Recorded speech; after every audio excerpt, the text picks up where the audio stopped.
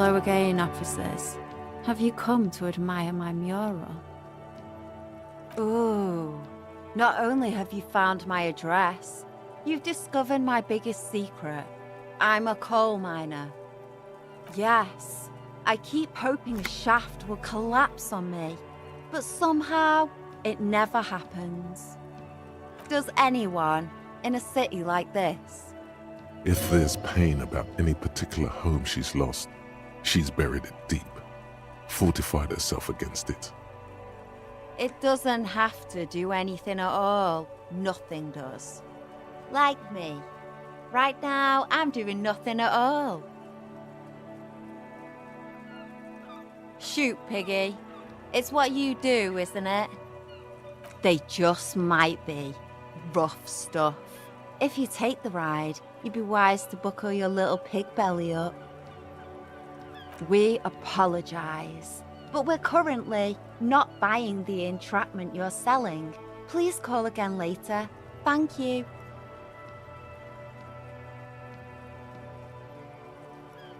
If you're really interested, then I'm sorry. But I don't do anti-radiation drugs anymore, so I don't know where to get them. From a guy on Buggy Street, Porta Rosa. Go there after midnight, and you can get all kinds of funny things. Veterans of the People's Pile selling their stash. Damn me and my affinity to farm animals, she's probably thinking. She hopes the information is useless.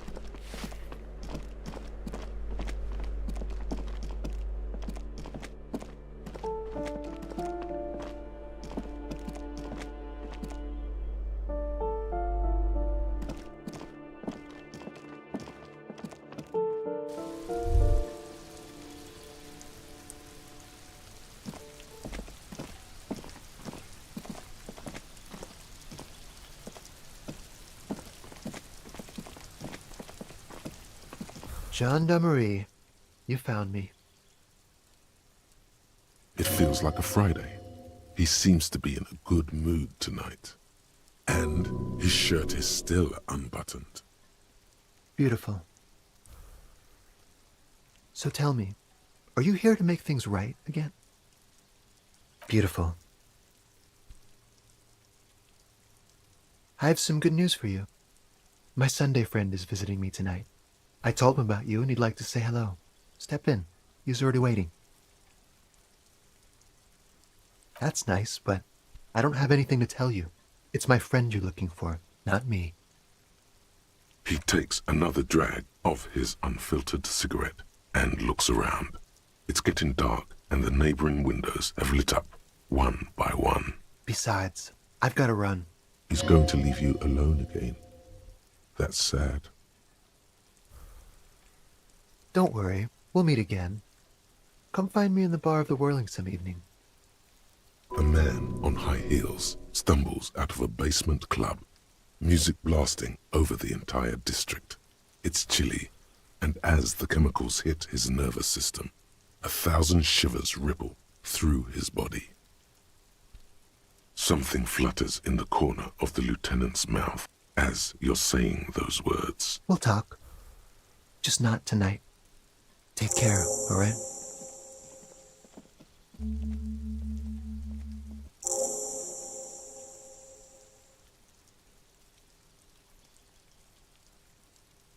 Different, of course.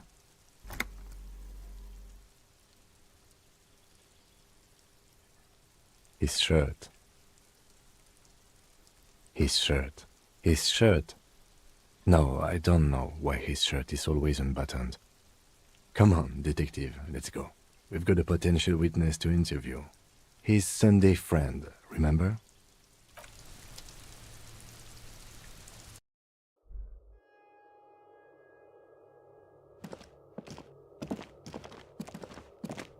Officers of the Revachol Citizens Militia. You shouldn't be seeing him in an intimate setting. For some reason you feel this man is your superior. Superior, but he's not in the command chain. My name is Charles Vildrouin, and I am an official with the coalition government. I work for the Institute of Price Stabilité on assignment from Sur-la-Clé. I heard you talking to my friend outside. Very good. Super. I am here to assist you in any way possible. Ask me about the hanging. Ah, my friend. My friend is a good young man. His family immigrated here from Kedra, and life has not been easy for him. But he understands the importance of education. He has taken his future into his own hands, and that's all that matters. Kedra is a candidate member of APIS. But, between you and me, their potential membership is a more contentious issue. That it's never going to happen. They enter negotiations in 21, and it's been pending ever since. EPIS is a very special program developed by the Moral Intern to support certain Occidental nations. It began as a unified system of weights and measures, which proved to be a wild success. Nothing but kilograms and centimeters as far as the eye can see. God, yes. Sweet standardization. The backbone of rationality and commerce. It was such a wild success that we expanded it into an economic union for the processing of steel. Another success. And between you and me, the Moral Intern feels emboldened by this success. Emboldened to take EPIS to the next level. Why, it stands for progress and stability, like the Moral Intern as a whole. It's been such a wild, extraordinary success thus far. We are very excited to take it to the next level. A supranational political alliance. The United States of Occident. You mean Revachol? No, it's going to have transparent democracy. It's one day going to be a candidate member of EPIS, sure. No, candidate members do become members. Why do we even have the whole system in place if they don't? It just takes time. Time and evaluation. But we were talking about my friend here, not politics. Sorry, who? But I told you, officer, he's a bright young man here to pursue his education. Education is the foundation of our future, especially the arts. It is a cornerstone of our civilization. Officer, you have to understand. I can't give you his personal information. I'm sure you have your own methods and databases, right?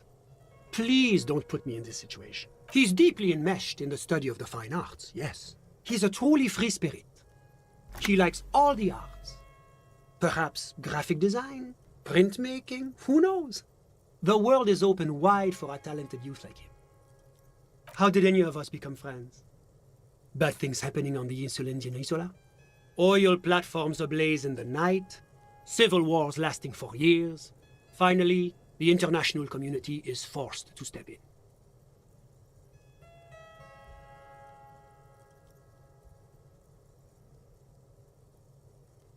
One of the wonders of democracy is that everyone is allowed to have his own opinion. And not just allowed, encouraged even. Have you ever tried debate? Debating. You should consider joining a debating society for adults. I hear they're oodles of fun. I used to have a flyer for one, but now that I start thinking of it, it was for an improv class anyway. It's this funny theater thing, you know? Very creative. Helps relieve stress. I'm just enjoying the view. We're old friends. Nothing's taboo between us. He comes and goes. I'm sure you'll see him around. He's very active. I'm all ears, officer. I'm sorry to say I did, officer. Officer, it's very difficult to describe what I saw that night. It was so surreal to me, like in a play. What do you mean, like in a play? It was just so strange. I could barely comprehend what was happening. I was on the balcony when it happened, getting some fresh air. I remember that first they came in, carrying what looked like a body. And then I saw all the surrounding windows go dead, one by one. That's when I understood. I should not be seeing this. Sounds like the victim was unconscious, or at least incapacitated. Interesting.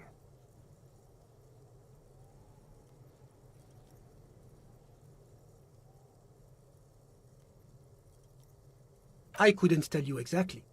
Less than 10. Maybe 8? I couldn't see their faces well, and there were quite a few of them. But they were very loud and very Martinez.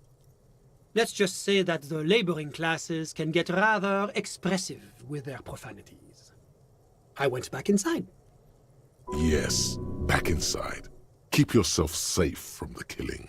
Were you able to see anything from inside? Officer, the yard was pitch black. There was nothing to see, but I could still hear their voices. They were threatening to kill that poor man. All men, I presume. But again, I couldn't see very clearly. I believe they were mostly white, though I believe I saw 2 Areopagites among them. And I am quite certain that one spoke with a Mesk accent. Well, that's the strangest part, officer. Nothing happened. It was oddly quiet for a public lynching. Eventually, their shouts died down, and that was all. There were no gunshots, no celebratory shouts, no anything. I'm afraid I don't have anything else to add. About what time was all this happening, approximately? All I can say is that it was late. My watch. Yes, now I remember. It was 30 minutes past midnight, give or take. No, I didn't see the corpse until the following day. Of course, anything I can do to assist the RCM. The coalition is only looking out for the price stability. Inflation is a killer, like a heart disease blocking the normal circulation of the economy. It must be controlled. The economy impacts the entire international community, which is why it requires international oversight. Yes, as I said before, I am a commissioner from Sur-la-Clé working for the Institute of Price Stability. This is one of the main projects of the Moral Intern.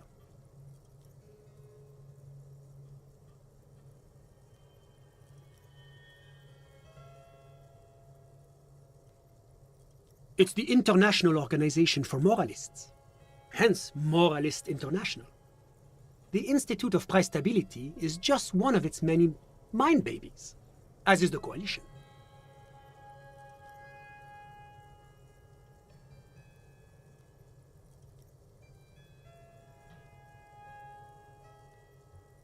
There are more nefarious powers to work for than the moral intern. But of course. Because moralists believe in a normal, stable world governed by democratic values. Me? I'm a lieutenant of the RCM, dedicated to maintaining law and order in Ravachol. A very moralist answer. The lieutenant is practiced in the art of putting on a show for one's superiors. The Occident is part of the normal world. Oranje, Sur-la-Clé.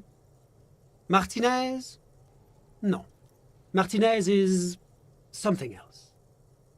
Ravachol is generally difficult. It's led by an interim government, which means it hasn't yet achieved full democracy. But they are working towards it. You're all doing very well here, relatively speaking.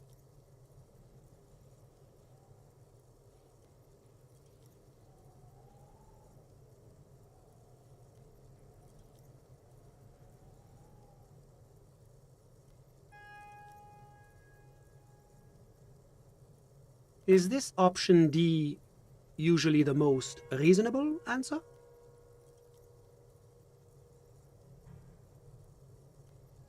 Not boring, my friend. Responsible. Moralism is all about compromise and achieving the achievable. It's pragmatic, realistic, and level-headed. An ideology for doers. Are you a doer, my friend? It looks to me like you are. Now, enough of this delightful political interlude. Was there anything else you wanted to ask? What's there to say? Sur-la-Clé is a modern, urbanized country that measures very high on the Human Development and Freedom Index. Mostly, though, it's known as the executive heart of EPIS. Moreover, it is a great sponsor of less emerged countries. Revachol is only one of its many darlings whose progress it supports and cherishes. Because a great percentage of Revachol's culture hails from Sur-la-Clé. Its language, its people, its cuisine even, or at least in the downtown La Delta area. Well, I'm renovating it. It is an interesting project. The building used to be a 12-story skyscraper before the cannons took the top 4 stories off. This, of course, happened when the coalition forces landed here. You could say I'm undoing some of the material damage the international community caused when we arrived here. La communauté internationale is what Revacholians colloquially call the coalition. In other words, the nations that stopped the disaster of the revolution. It is the most important thing. It's the central goal of any sound monetary policy. Maintaining the price stability is essential to maintaining high levels of economic activity, which is essential for maintaining high levels of employment, which is essential for maintaining the social stability. Basically, it makes sure the price of bread doesn't change. Précisément. Too much inflation, bread becomes too expensive. Too much deflation, it becomes too cheap for bakers to produce. That's why the Institute of Price Stability works to keep inflation just below 2%. But not too far below, no. Too below is also bad. Below, but close to 2%. The coalition believes in the importance of informing the public about the benefits of the price stability. Transparency is one of our principles. Would you like an informational pamphlet? A sound monetary policy is essential for addressing uncertainty. Stability is the raison d'être of the moral intern. It's the reason why I identify as a moralist. But oh, I don't have my leaflets on me today. That's too bad. You can always call our information line. Making information available is part of the moral intern's commitment to transparency. Oranje is an exemplary nation who, as a core member of EPIS, contributes 28% of our annual budget. Next to Sur-la-Clé, Oranje is probably the most prominent member of the international community.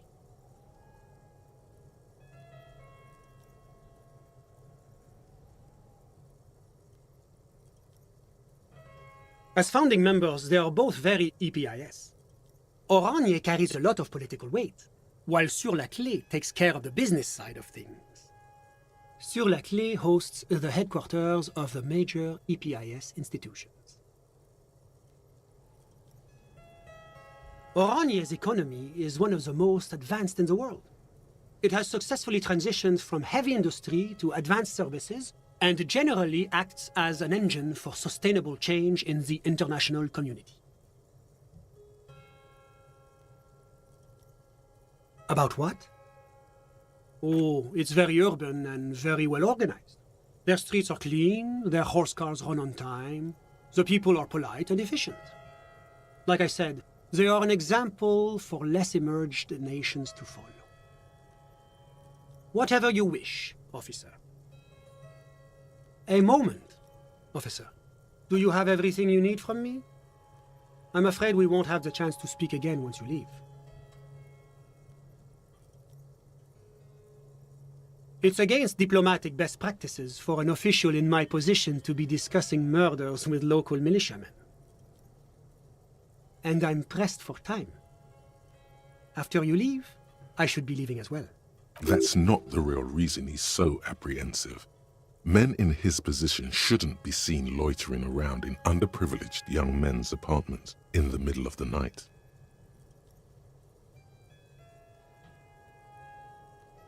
Sure, go ahead. It's a beautiful space.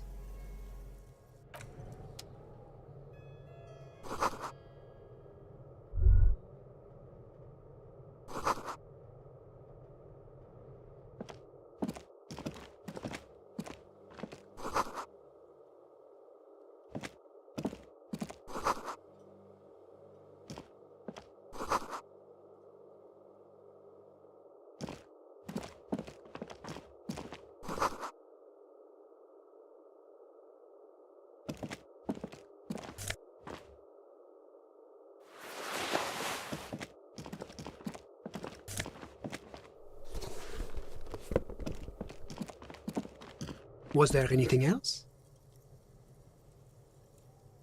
Of course. I'm glad.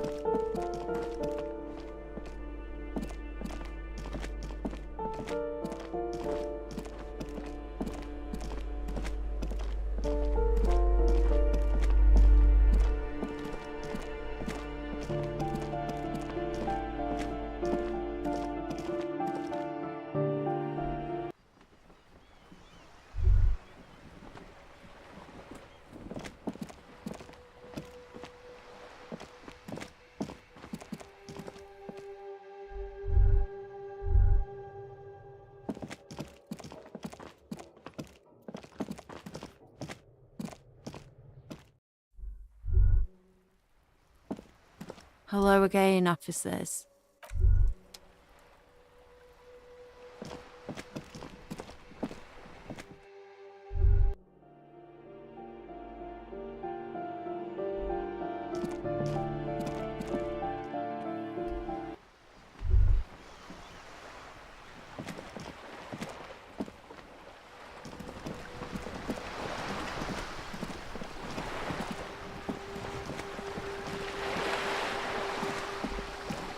You're back. Good. What can I help you with at this late hour? Matter of fact, I don't. I have a medical condition of my own. Nothing unusual, though. I'm old, you see. Thank you. I do what I can to remain presentable. Now, ask me some questions. It'll help us pass the night.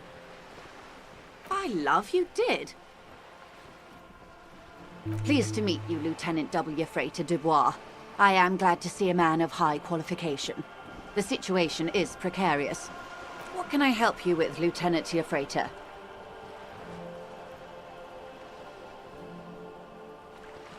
More lessons in basic reality?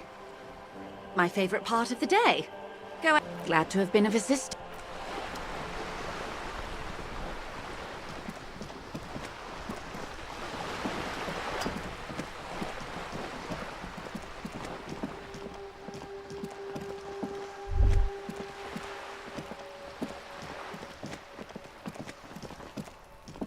just an ordinary.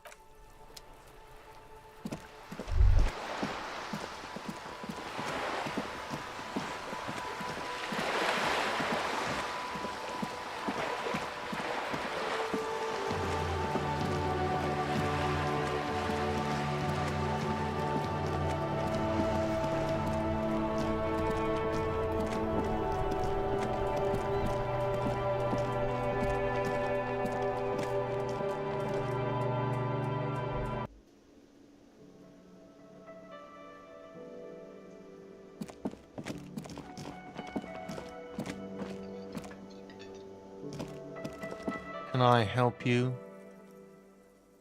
What is this thing?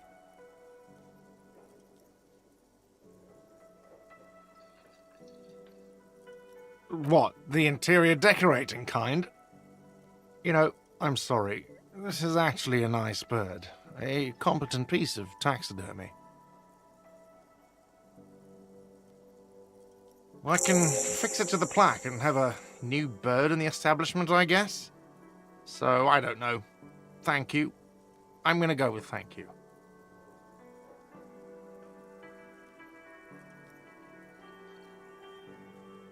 People just don't know how to accept gifts, especially taxidermy. He likes it. He likes the bird. It solves his broken bird problem.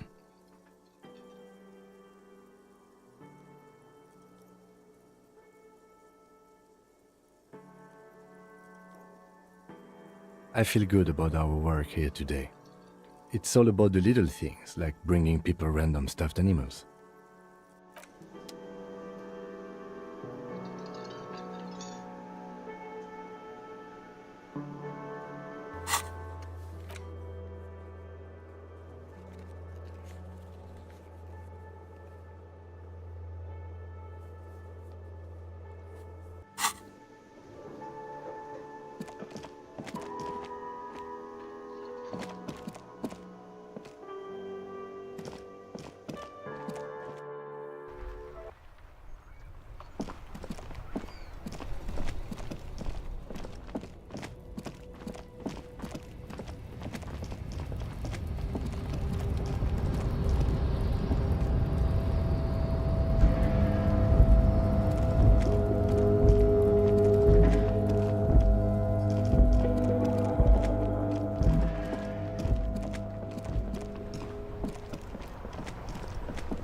Inside, you see a set of steering levers, a radio microphone, a metallic drawer, a pull-out toolbox. This is Precinct 57. How may I assist you?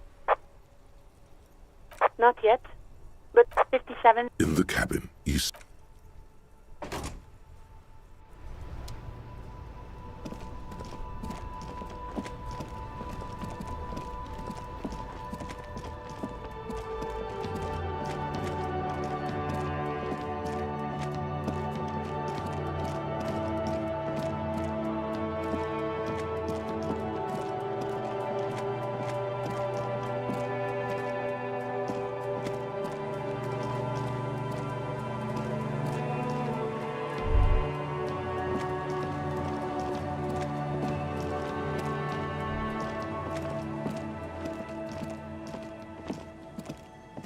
This trap's not too hard to spot. The reeds bend forlornly to the constant, distant song. Louder on this part of the coast. Nearer somehow. And there's that cold again. Always the cold. Nothing but locusts in this trap as well. Definitely no cryptozoological monstrosity. Empty as all of them. One more of these and we're done.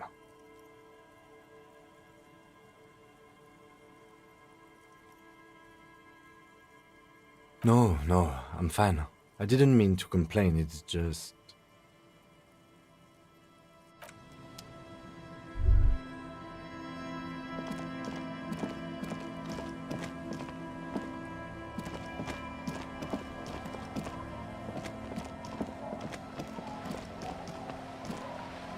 This is it. The scene of the party. The fire pit. Cigarettes and empty bottles all evidence it. Not as such. I'm talking about what came after the party scene. Looks like they were here a while, judging from all the bottles. The sunken motor carriage provided them a focal point, like a goose ice sculpture or a chocolate fountain. Looks like it.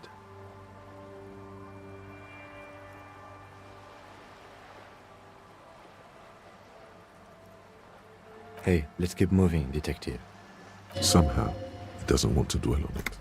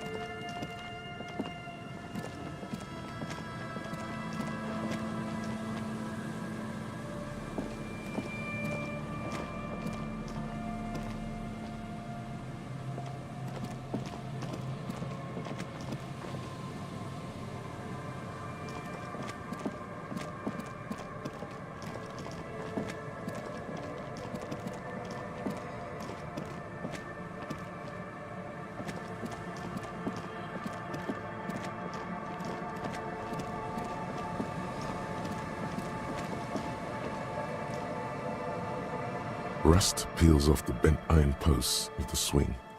The wind whistles through the skeleton of the small house behind you. There's desolation everywhere. Yet someone used to live here, laugh here. Thought it was a good idea to build a swing, even. In this yard? Someone thought they could have a summer house in a bloc obscur, for cheap.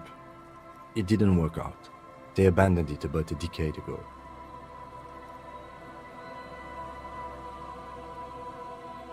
A black bloc, a part of the city left unrenovated after the war, or one that has fallen to gang violence, or has become inhospitable in some other way.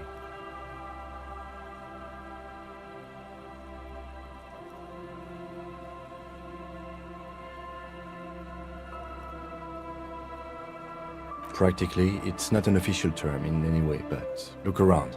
No sewage, broken power lines, crime, drunks. Life is tough in the blocks. It's no place to build a summer house.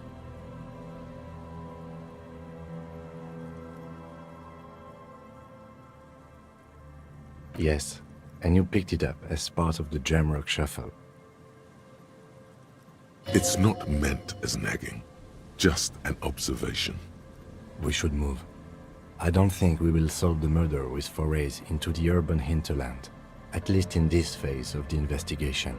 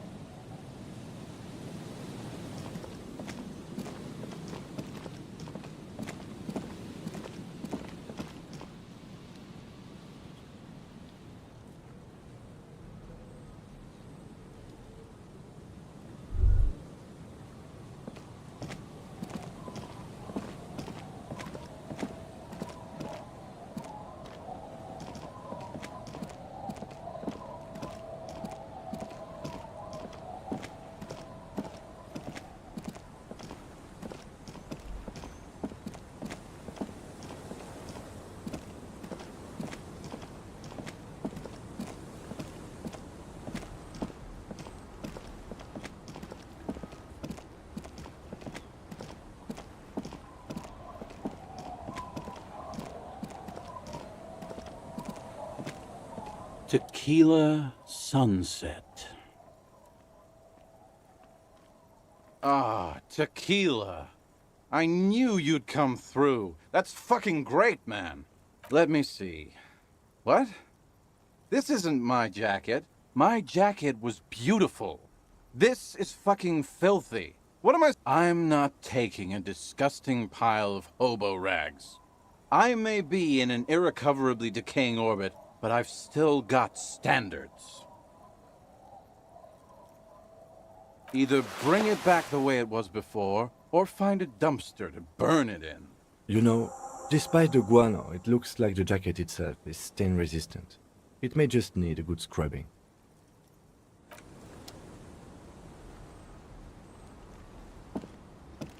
The legend! He's back! And firstly, I got smokes and piss and a little speed to spice things up.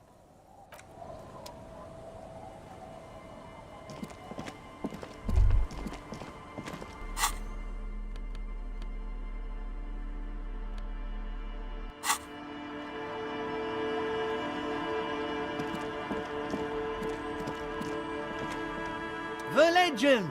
He's back! And firstly, I got smokes and here you go, friend. That is unhygienic and dangerous, and it does not endear you to me. Just wanted to make that clear, okay? Unhygienic. This stuff is very hygienic. Anything else?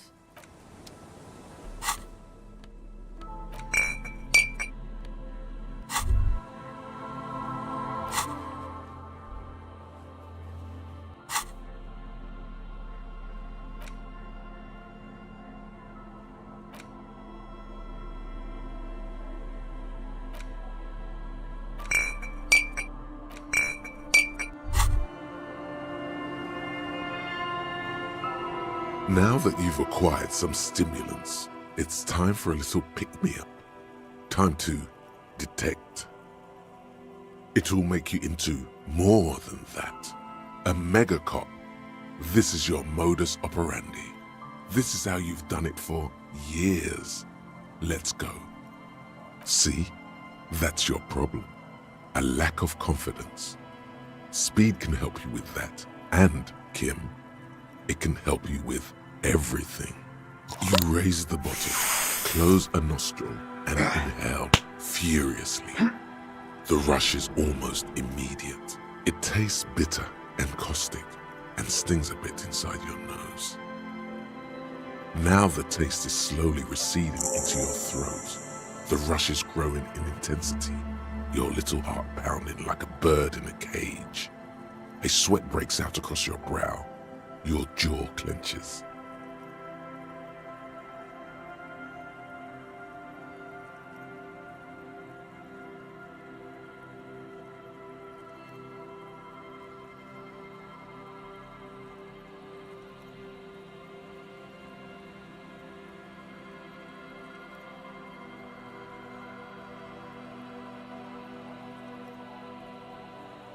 And, let's be honest, there's a little chest pain.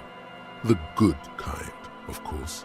You may want to blast a nosophed or something. You could work with this high.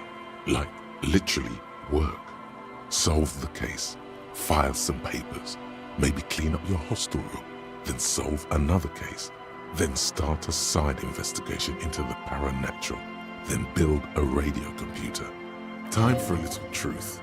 Tell the lieutenant you did some. Clear the air.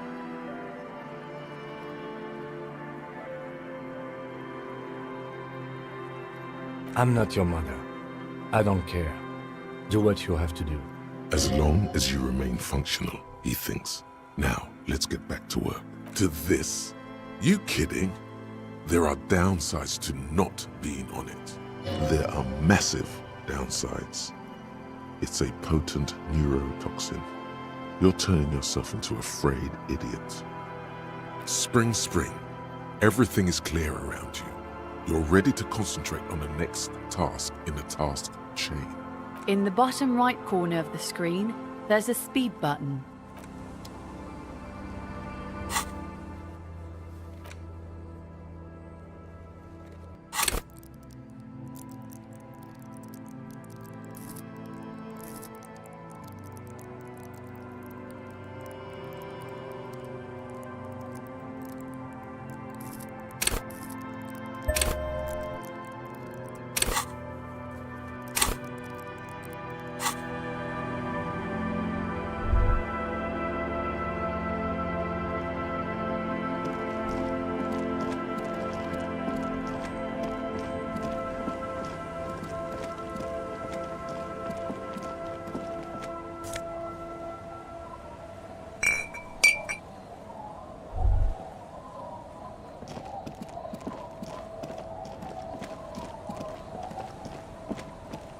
The old woman still sits in her... Yes. My suggestion is don't. Don't go any older than you already are. I can wash it for you. But it's going to take about a half an hour. Think you can stay put for that long? I could use a breather. It's been another track and field day. Well, hand it over then, and I'll see what I can do. Must say, I'm proud of this one. It's pretty nice underneath all that filth. I hope you take better care of it than its last owner.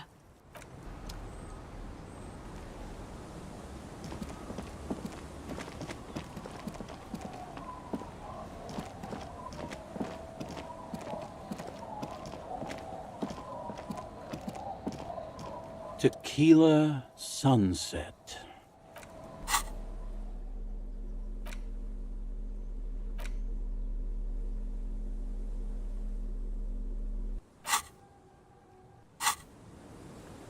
Tequila Sunset. My jacket? A look of consternation crosses the man's face. He looks at you, then at his bottle, then back at you. What the fuck are you talking about, Tequila? Faum? That's medium concept stuff, not my style at all. I can't believe I'm saying this, but maybe you should lay off the booze. It's fucking with your head. It becomes abundantly clear to you how this man managed to lose his keys, business, friends, and girlfriend. I'm calling it. It's neurological. That shit is so medium concept, I wouldn't touch it with a stick. But yeah, okay. I'm sure it looks great on you. It's an okay jacket, if you are into that look. I do. But as you can see, my fuel tank is running quite low. If you catch my drift.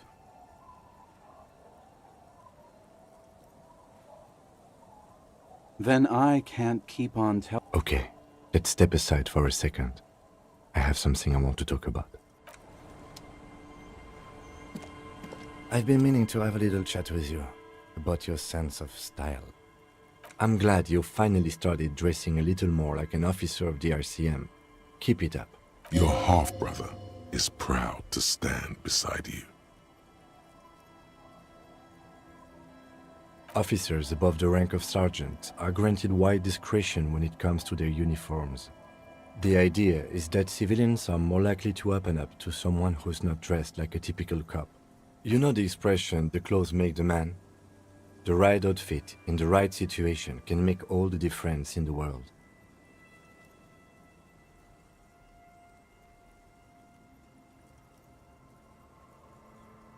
Let's not get ahead of ourselves, detective. A warm smile. Anyway, we should probably get back to the case. Let's go.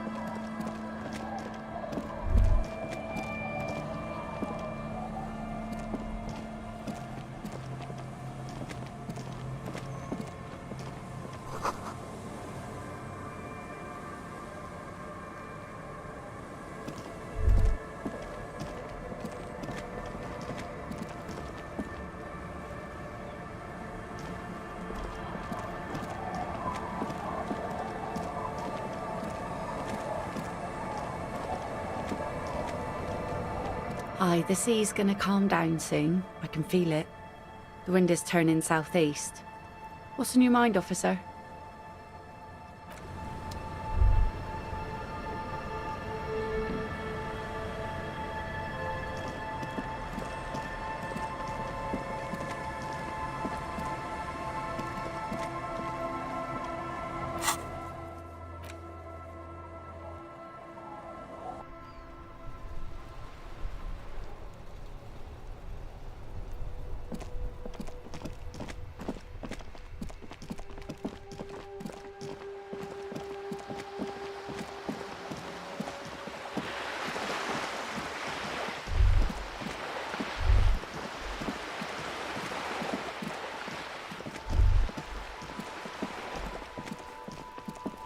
Just an ordinary wall. Nothing to see here. Yeah, why?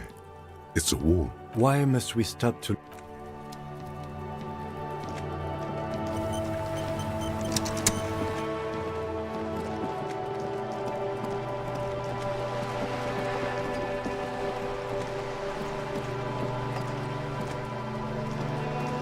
You're back. Good. What can I help you with? More lessons in basic reality? My favorite part of the day. What is all of this? The scent, the sound, the air. What world? The only one, I suppose. The world of matter. And its pale antipode. The camera of her mind glides over the surface of the water. Great bodies of water. Forest-covered surfaces. Clusters of light where the cities lie. You've seen the montage. We all have. This world is enough. A frisson lifts the hair on the back of your arm. Wind sweeps the surface of the bay. There is a term of endearment they coined for it, in the DeLorean century, when humanity was high on this world, discovering more and more of it, these archipelagos included. Elysium. It does. There are those who would call it hell. A term of hatred that originates, like many such things, with the Mesk petro-fascists. Oh, you want a picture of the world? There is no complete set yet, dear. They're having some trouble reaching orbit. Great things are difficult to achieve. For now, we're viewing the world from the inside, sideways. We used to think it was a sphere, but that is beginning to look less and less likely by the day. You wouldn't know it from the tabloids, but the ORG nations have been launching weather balloons into the lower ionosphere since the 30s. ORG, Occident Revichol-Grad. There's a steadily increasing trickle of images. Between the big three scientific contributors, they're piecing together a dark grey corona. Yes. Pale covers 72% of the surface. There are grey flares and prominences, even arcs above entire isolas. The images are blurry, but if there was a sphere in there, it certainly looks like it fractured a long time ago. A cold fear seeps into you. You seem to be spooked. Please don't be. They say there is a rarefied envelope of matter surrounding the darkened disk of our planet. That is, if we are still living on a planet. Or, to speak more plainly, imagine vast swathes of land disrupted by nothingness. I am sorry, dear. It must sound quite terrifying through the acute encephalopathy. Even scientific positivism isn't entirely convinced about what we're dealing with here. But this is one of the greatest questions of our time. Maybe when they get the complete set together, it will jolt us out of our rut, bring us together, however naive it may sound. You have misimagined it. I don't have the power to convey to you the effect and geometry of the images that depict our world from below low orbit. It's like the crowning of the world. It's insane. Very disco. You'd love it.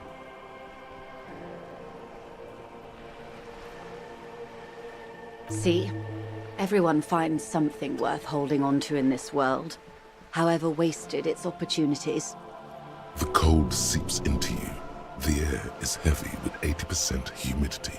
Suddenly, you're conscious of yourself standing there, on whatever this all is. Your arms hang down by your sides. The lieutenant observes you both, silently. He adjusts his glasses. The Pale is not, technically speaking, part of reality.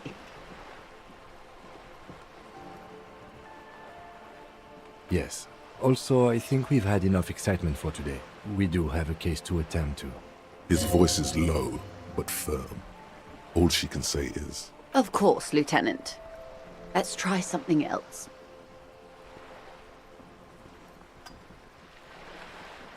I don't think your colleague would appreciate that.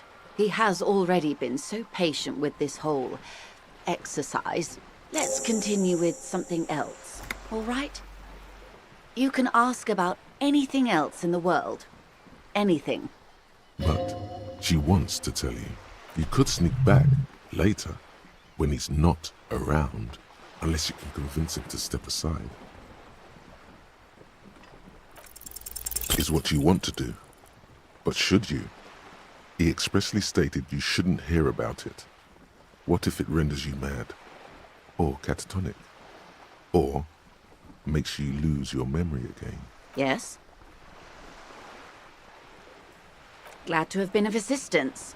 The little that I know. Anything else?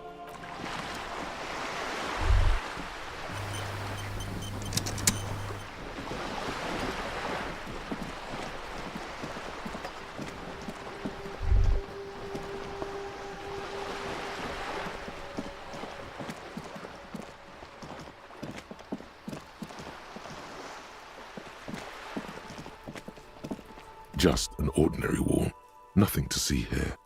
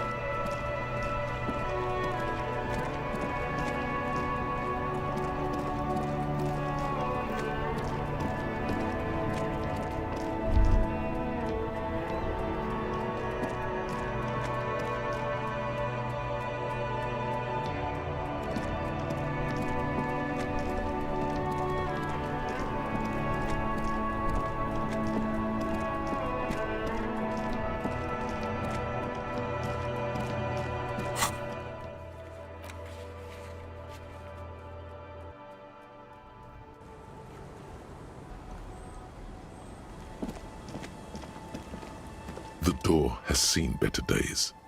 I'll be sleeping in my room in the whirling. We'll meet in front of the shack in the morning.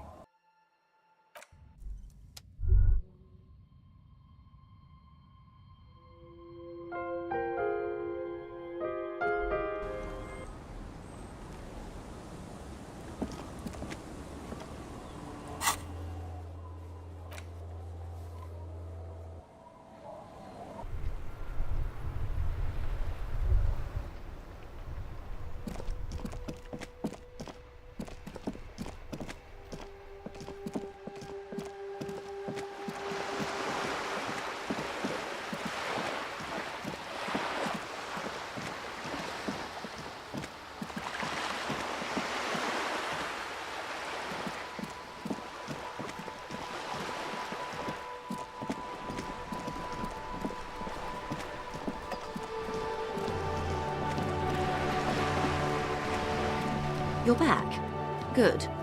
What can I help you with? More lessons in basic reality? Are you sure you're sure? Your colleague seemed adamant. Okay. The Pale is the most dominant geological feature of the world, Detective. The separative tissue between the islas. It is the inter-islary mass.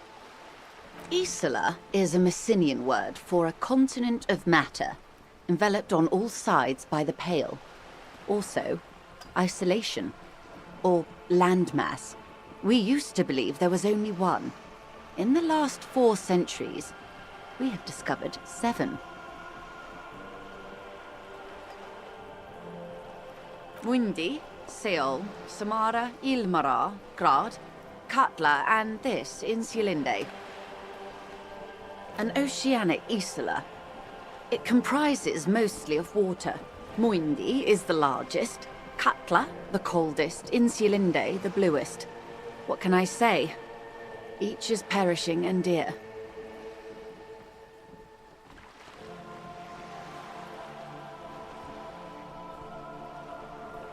Achromatic, odorless, featureless. The Pale is the enemy of matter and life. It is not like any other, or anything in the world. It is the transition state of being into nothingness.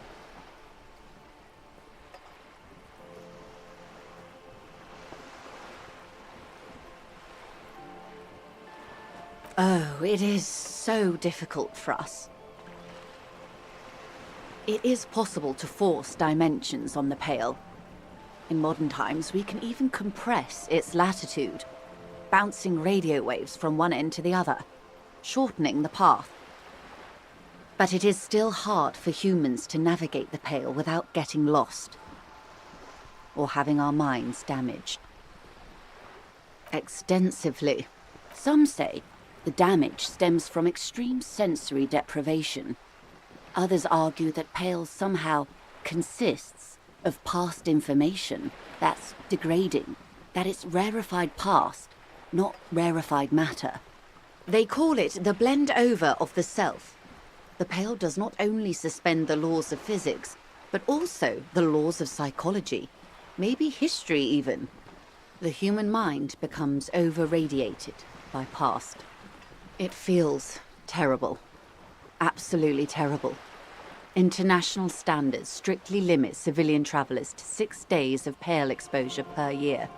It's more for her. Way more.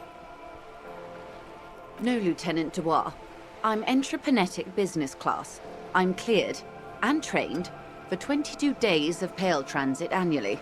Perhaps that explains her strange pining after the revolution. Some degraded early memories. Someone else you've met may have been exposed as well. The strange grey-haired woman in her lorry. Yes, carried in the hulls of airships. It's a horrific job. Automation will abolish it soon. You should ask the Pale driver about this. See what she says. That poor woman must have stories to tell, like you wouldn't imagine. Up to my gills, officer.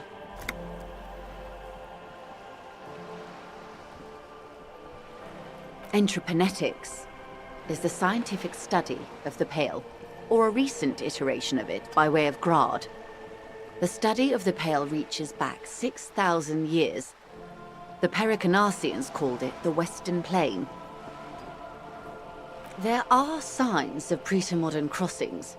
Successful navigation of the Pale relies not just on technical know-how, but intensive psychological preparation. Some of these tactics have been known for thousands of years. Nothing. We remain powerless before the Pale. The only real advance in Pale transit is the speed with which an aerostatic craft can pierce it. Less exposure leads to less effects later. Hybrid airships, Detective. Conventional rotors or jet engines no longer add velocity after the point of reference for motion is suspended, once you've crossed from near Pale to far Pale. In essence, we throw them in and they come out the other end. If we throw them precisely, then they don't. No, Detective. We're safe. It begins there, 6,000 kilometers to the north, and even more to the south, east, and west. You are in the middle of the Isla. As your gaze instinctively turns north, a small black pit opens up in your stomach. An uproar of matter, darling. Rising into the Pale. Rolling. Evaporating even. A great vision. The area of transition between the world and the Pale is called Porch Collapse. Imagine a grey coronal mist. Cold vapor marked by spores of an opportunistic microorganism. A mold that's adapted to grow at the edge of the unrest. It's the most disco thing you will ever see. You hear your pulse rise. The air feels caustic and cold suddenly. It's difficult to describe, or even measure. Something whose fundamental property is the suspension of properties. Physical, epistemological, linguistic. The further into Pale you travel, the steeper the degree of suspension, right down to the mathematical. Numbers stop working. No one has yet passed the number barrier. It may be impossible. The Pale outweighs reality 2 to 1. There is more Pale than there is matter, and the ratio is slipping. What do you think, Detective? Precisely. One of the few measurable effects of the Pale is that it is expanding at an unknown rate. An intuitive conclusion of that development is that one day the Pale will cover everything. But this sort of talk is mostly left to extremists.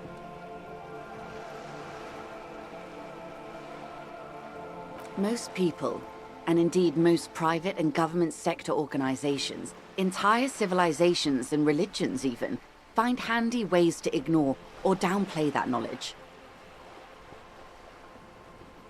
I suggest you do the same.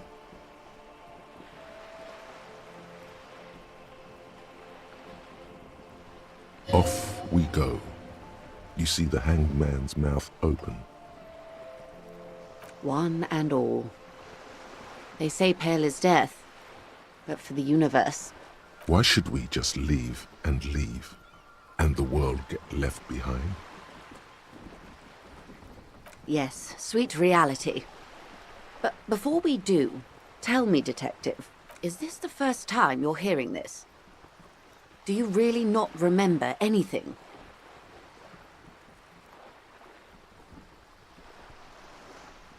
Beyond curious. Tell me, what do you think of the Pale?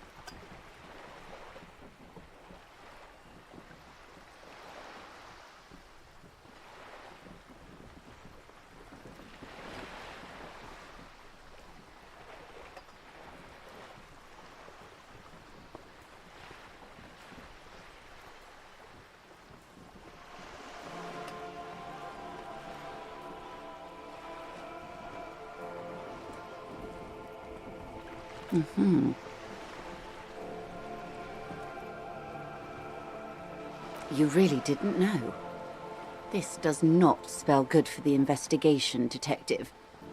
If you don't know even this, then...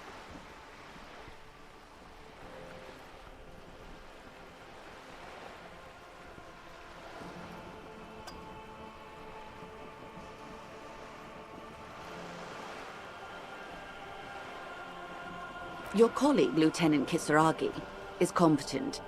I checked up on him. And you have me. I will try to assist you in any way I can. Some of that assurance is meant for herself, as much as it's meant for you. She must have a lot on the line here. Even if we have to do it one basic term at a time. Glad to have been of assistance. The little that I know. Anything else? What we do. I'm afraid I don't speak for Wild Pine. The Pines core and that is... She enjoys talking about the company. It would not hurt to inquire more. I'm not at $1 billion? 20 billion is a large number, but the conglomerate employs 72,000 people. They all need to be paid. Then there are capital improvements. A conglomerate the size of the Wild Pine. She nods.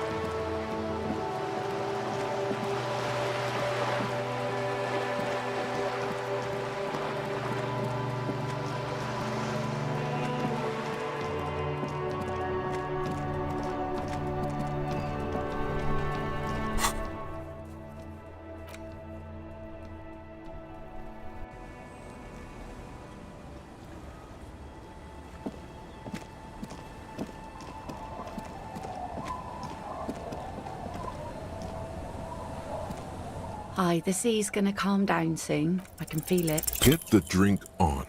It would be unimaginable for a human female to have sex with a man without alcohol as the master of ceremonies to guide them.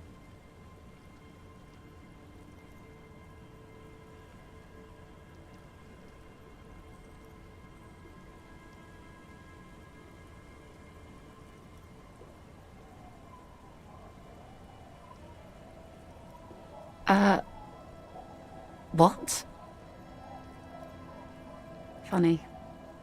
Funny sailor jokes. Sorry if I'm not laughing out loud, but the comedy has worn thin over the years. Great. Now you reminded her of the husband. It's okay. She just hasn't figured out how these things work between the sexes. Keep at it. She'll come around.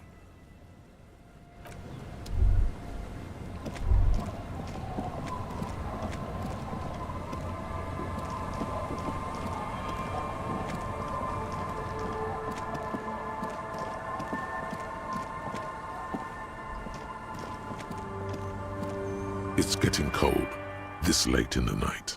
Time to call it a day.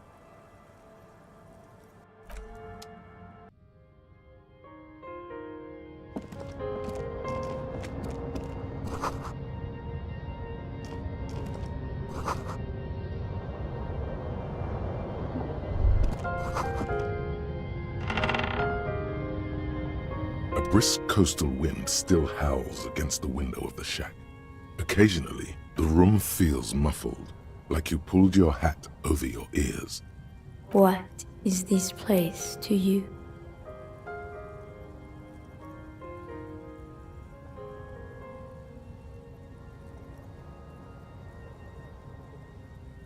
Overhead, you hear the forlorn shriek of seagulls. Far below the birds, a wooden boardwalk filled with abandoned stands, tables and benches.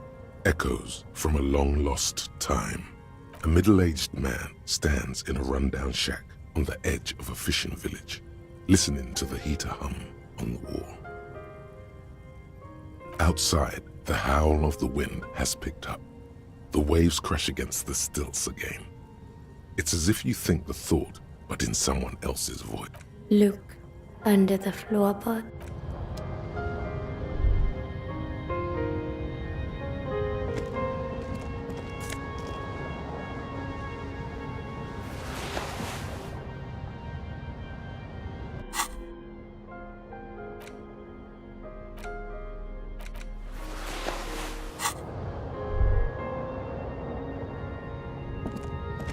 On the table, you see a bowl of water, a rough soap, and next to it, a small hand mirror. The water reflects back a vague image of your... The bed is comforting, if a bit run down. Across the room, the heating system hums its soft lullaby. The mattress feels soft and sheets warm. It only takes you moments for the world to fall away. Thoughts, baby. A million little lights in the dark. You're one fine instrument, brother. All those faces and all those names. All that laughter and screaming and scheming around.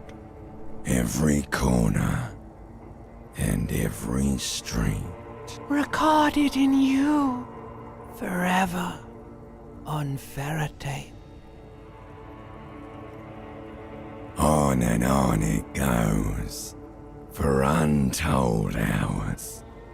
At the disco where you first asked her to dance. Rising, rising above the dark curvature, the great wingspan of sleep, studded with stars. Behold, there are millions of them down there. The first time, the last time, the smoke in her mouth, the plotted flowers, the faces turning, changing. It's the world, Harry boy, and you're made of it. Every day you're out there, you make more of yourself from it. I'm afraid you can't be unmade now. You can never forget this shit.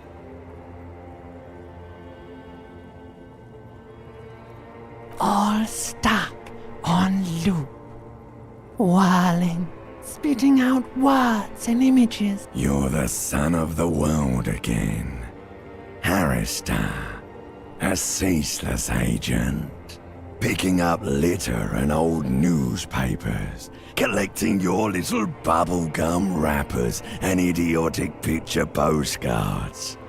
Meaningless, meaningless keepsakes. Reading your awful letters and recalling things, aren't you? The endless names of the world. An address book you are. The map of a city. It's too late. You're not made of nothing anymore. You're something now, Harry. I tried to drown you in the black water, but you re-emerged, kicking and screaming, running. And for what? For the working class. For the money, baby. For the greater good. Solving your little crossword puzzles. Doing your tasks. Crossing names off lists, trying to become some sort of world detector. It won't make it okay. It won't put smoke back in her mouth. There he goes again. He's a real political animal, our Harry. He still doesn't see that it's the world changing around him. He's got no idea what he's in for. 'Cause only love can break your heart. Beep, beep, beep! The alarm is ringing, Harry! The disco circus goes on and on! You barely slept 3 hours last night! Do it for the wind. Do it for the picture puzzle. Put it all together. Solve the world. One conversation at a time.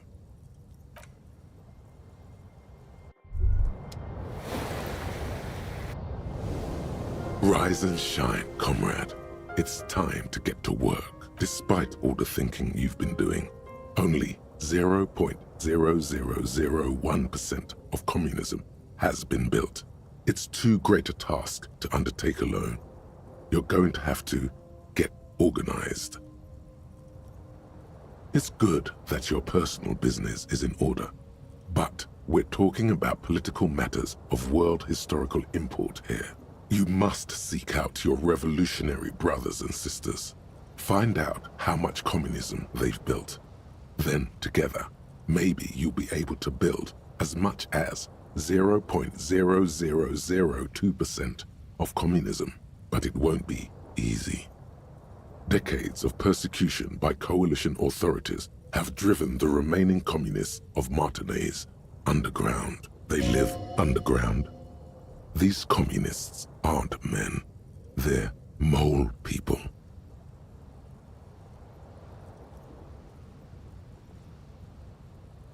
Possibly. If you have been, it's only because you're a double agent acting in furtherance of your long-term objectives. Listen to this. Do you really think you're the kind of person an underground communist cell would entrust with a mission that requires such discretion? Regardless, what's past is past. You need to look forward to the work of building communism for all. Just between us, you may want to lay off this grind up the bourgeoisie stuff. It's a bit off-putting, even to fellow communists. They're not mole people. They're your comrades in the eternal class struggle. Let your nose guide you, detective.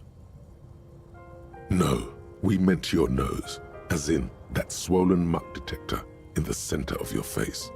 It just happens to be perfectly calibrated for sensing communists. We really have no idea what they're talking about.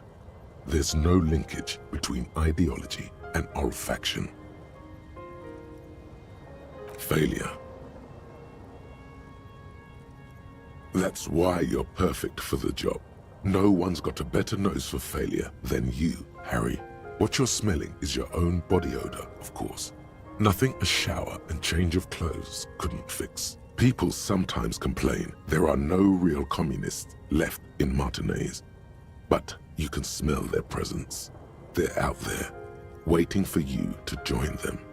First, you'll have to locate the remaining communists in Martinaise. When you get near again, no, it won't. Judging from the bust of Krasmazov and other revolutionary paraphernalia you discovered, it seems that the Cape Side apartments may be a hotbed of communist activity. You should begin by interrogating those lawless malcontents at the Dock Workers Union. They're an obvious place to start. Here we go. Wake, brave worker. 'Tis no time for bed. Fight till there's no slaves below, and no masters o'erhead.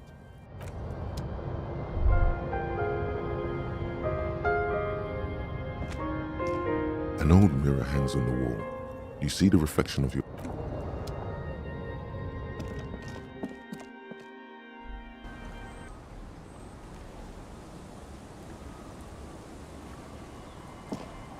Yes? The lieutenant's posture becomes rigid. He smells like a man. Wait. There's something there. Something that sets your GABA receptors aflutter.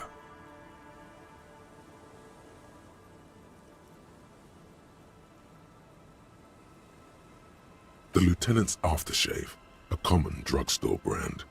Strong hints of pine needle. Strange, you're not getting any strong ideological whiffs from the lieutenant. Do you need something, detective? It's nothing fancy, just plain old Tiger super special. Are you thinking of, you know?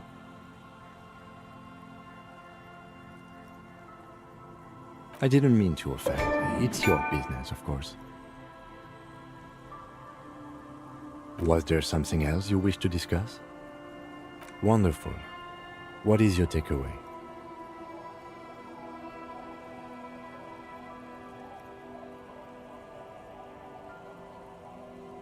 In Elysium, behind our eyes, like all human beings, detective, the world is what it is. I'm glad to see you're stable. Keep it that way. Now, was there anything else, or should we get to it?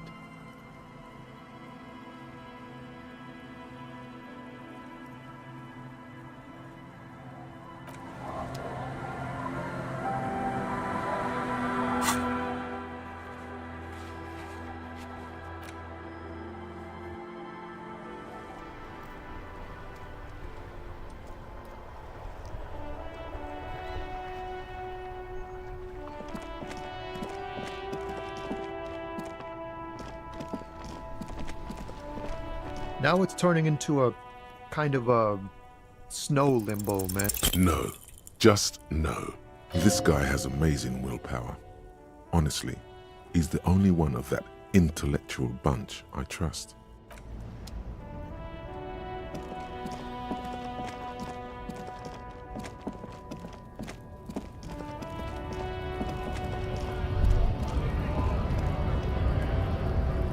There. Do you smell that? Can you not detect that inimitable whiff? Undoubtedly. And yes, now's your chance to...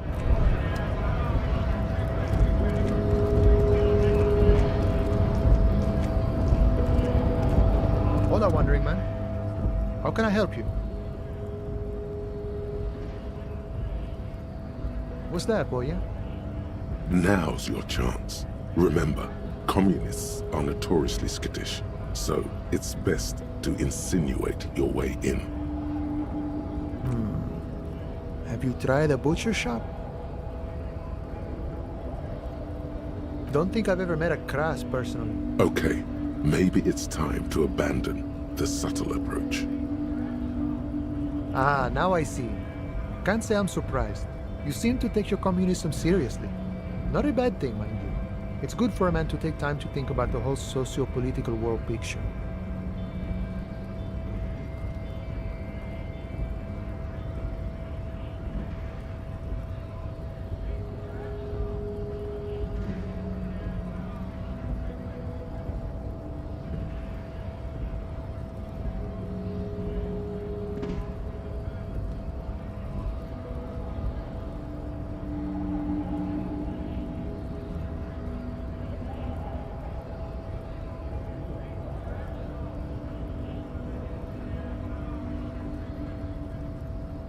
Oh, he certainly likes to take his time with things, especially when politics are at issue. So you've given up copying and now you're hunting comunistas. Care to say why?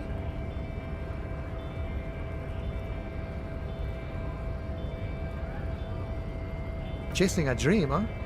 I have to respect that, boya. I wish I could help. Unfortunately, I don't know many comunistas.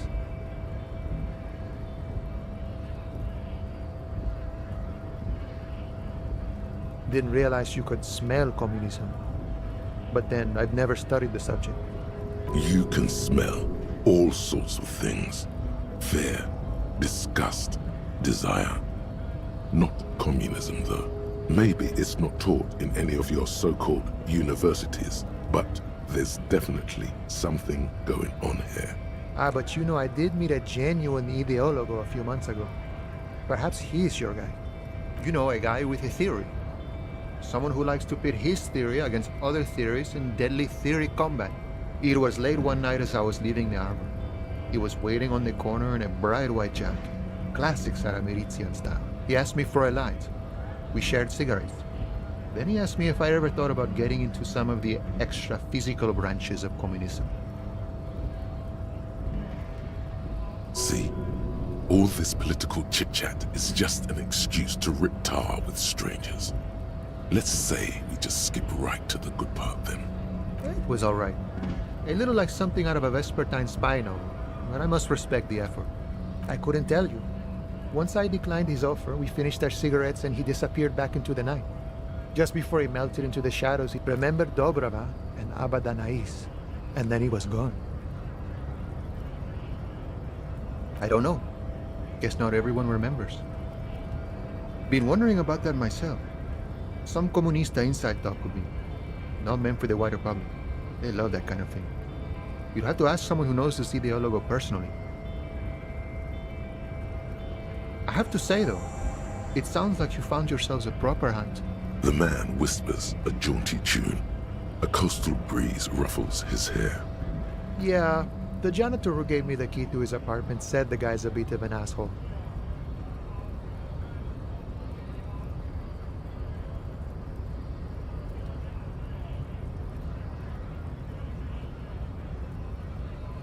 Yeah, it would be really bad if we got into an argument about him. Waste of a good noon. Or afternoon. Or night. Anyway, thanks for helping out, friend.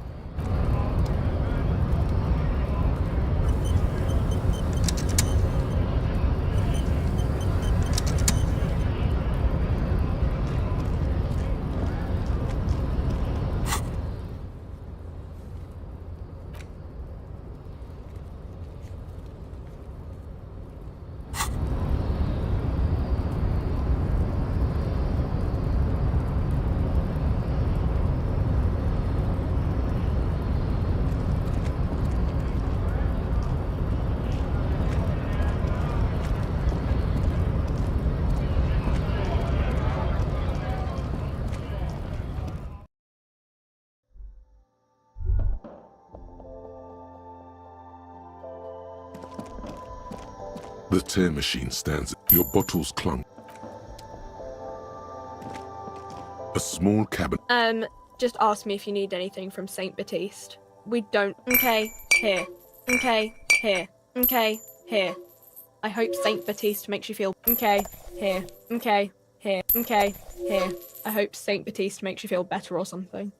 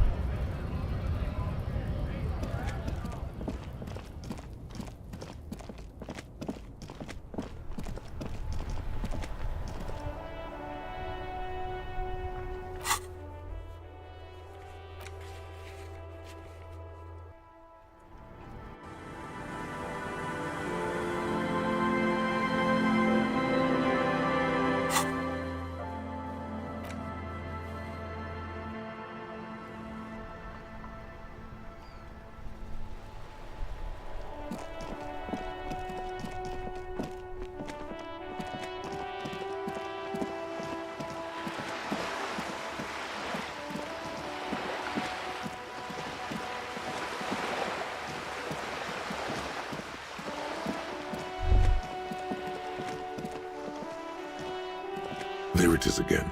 Years of turmoil, of hopes and dreams, ground beneath the inexorable tides of capital. What do you smell? Nothing. Or at least nothing in particular. As far as you're concerned, your nose seems to be purely decorative. Absolute rubbish. Your politico-olfactory cortex doesn't deceive you. The smell is coming from that balcony over there, certainement. A precocious communist youth, a symbol of a kinder, more hopeful future. A chance to establish contact with the future. Hello again, officers. And what do you know about politics?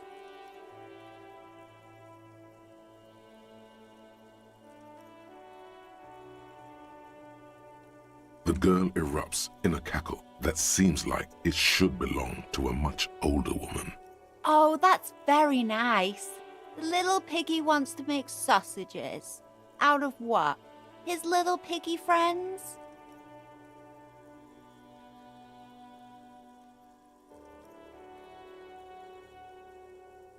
It was not a concern of mine. Sure. I know someone who'd love to talk that ideological stuff. A right communist who runs a mega cool and very secret meeting. He might. No.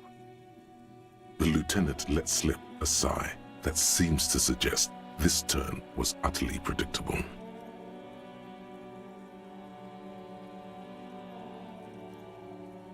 A wicked grin extends across her face, a laughing skull. Death hilarious. This is gonna be bad. Oink for me, piggy. Just once. Wrong! This is exactly how I treat my little brother. Be a good pig now. No oink, no goods. Well, well. Seems like we're dealing with one tough pig. I'm impressed. The lieutenant, needless to say, is not impressed. Sounds like you're really serious about meeting Staban. It's touching. Sort of. Staban's group meets only at night. In an old room in these apartments here. It just so happens you're in luck. Their weekly meeting is tonight. Poke your snout around sometime after 10 p.m. and you might just find them. Oh, smart pig. Because there is. See, Staban's a bit on the paranoid side. He's got all these mega secret passphrases to keep out infiltrators and the like. You can't join the meeting without one.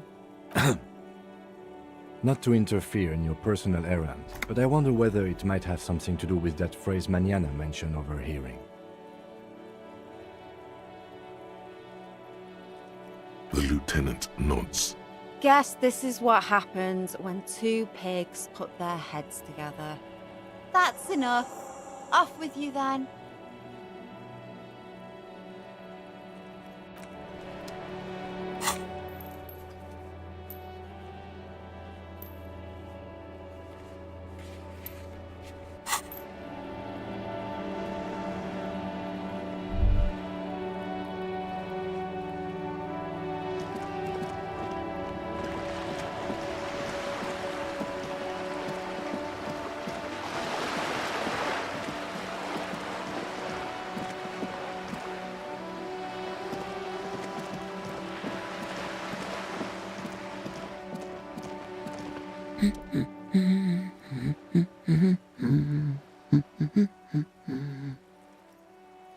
The woman before you nods.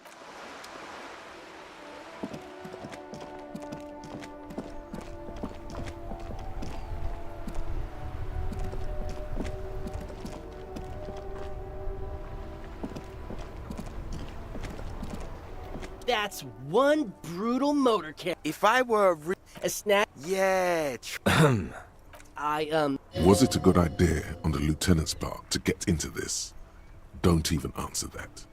Just leave. You can always... I can tell you who we're not.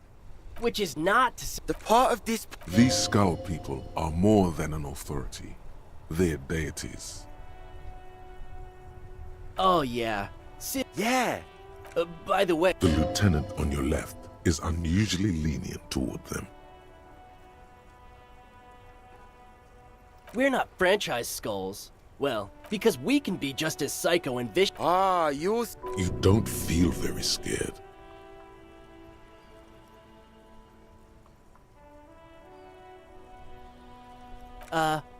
Well, yeah, I mean, we're only saying practice things for now, so we don't mean no harm to the Skulls brand, or to you.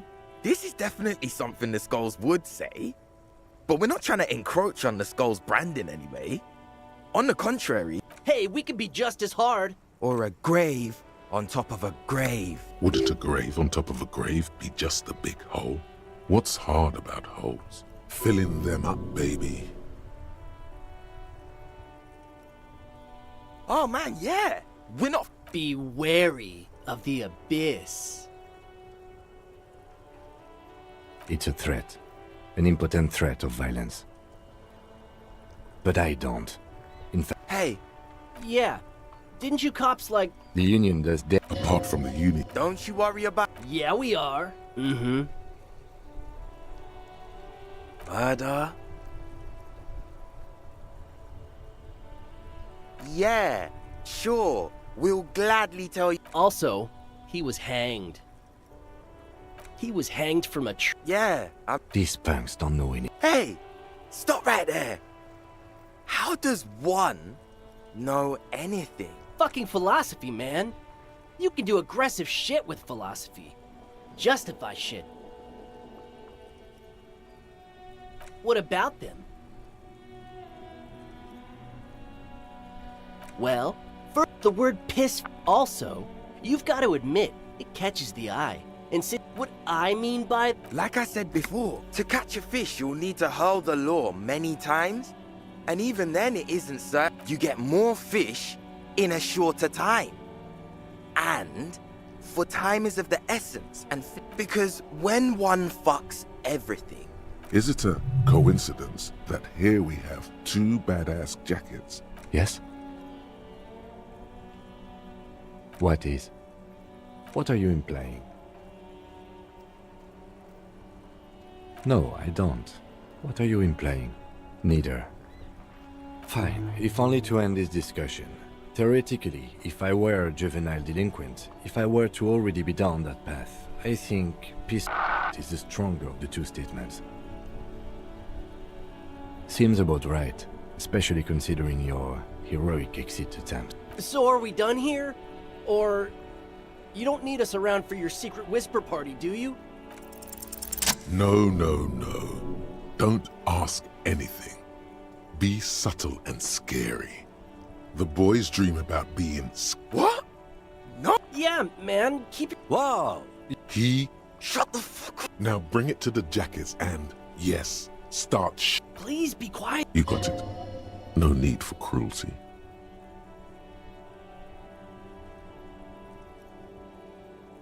Oh, man. Fuck.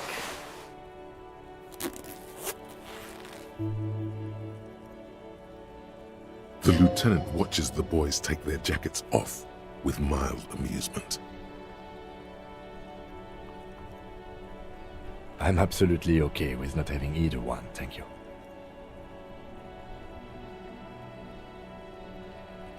This case doesn't require us to go undercover. Cold-hearted cop.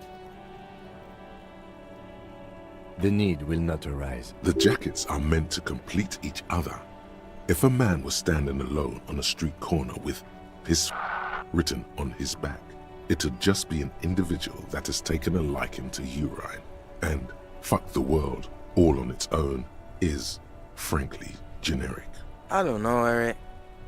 It's cold out. Yeah, let's get out of here.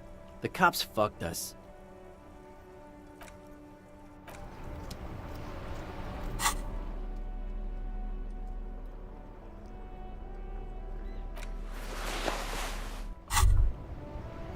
You finally made it, haven't you? People point fingers at you and whisper to each other when you pass by. Where did that man get such a cool jacket? Did he receive it upon graduating the École Normale Supérieure? Oh no, believe me, it will be everyone else who's uncomfortable with it. You're safe. No one dares say a word unless they're...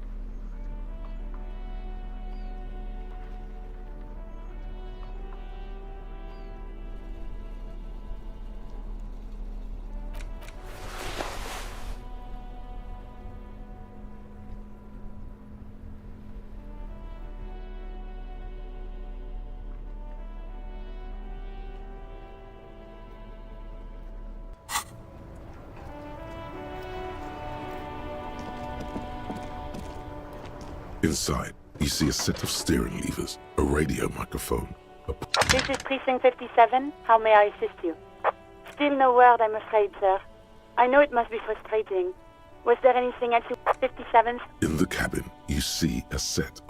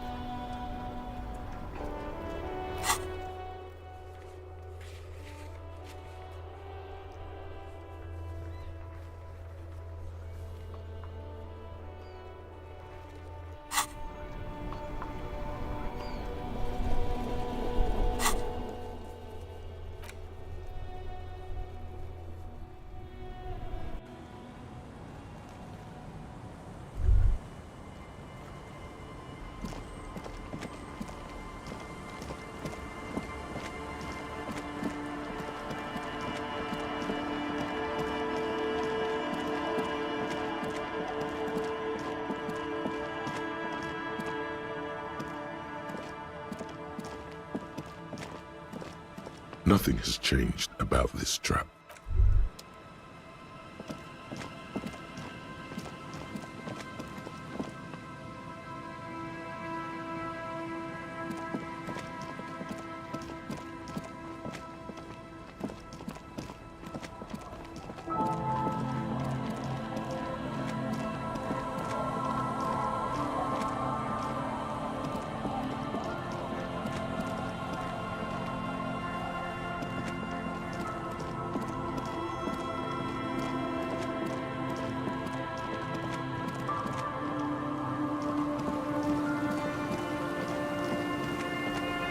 Winter, slow to let go of Revachol.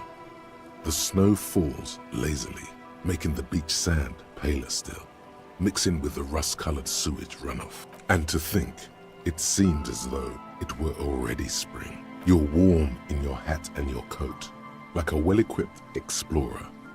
The waters no more below the old mines.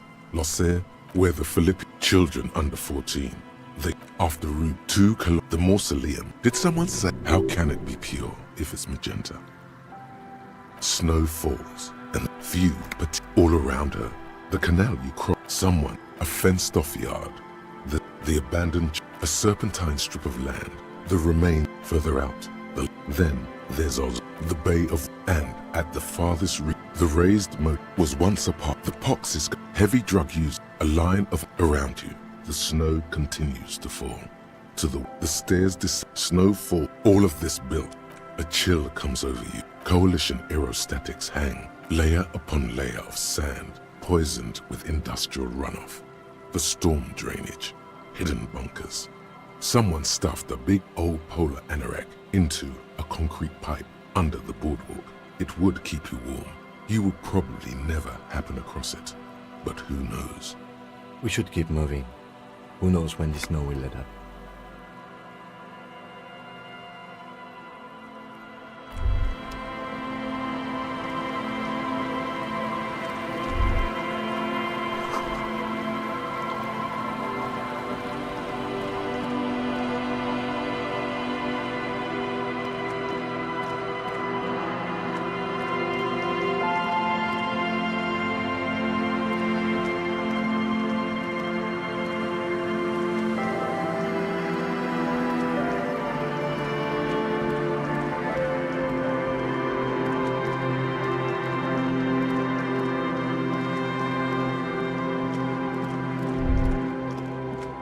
See that seagull up there?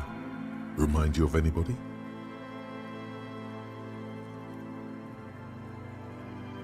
What?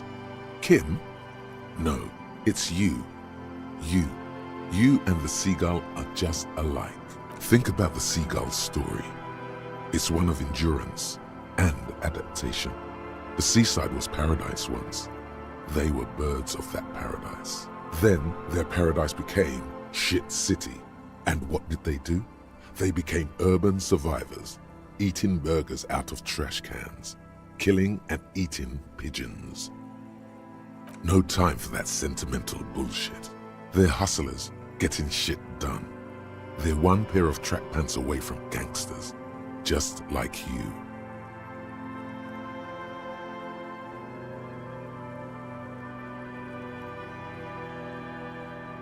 You have. The body remembers.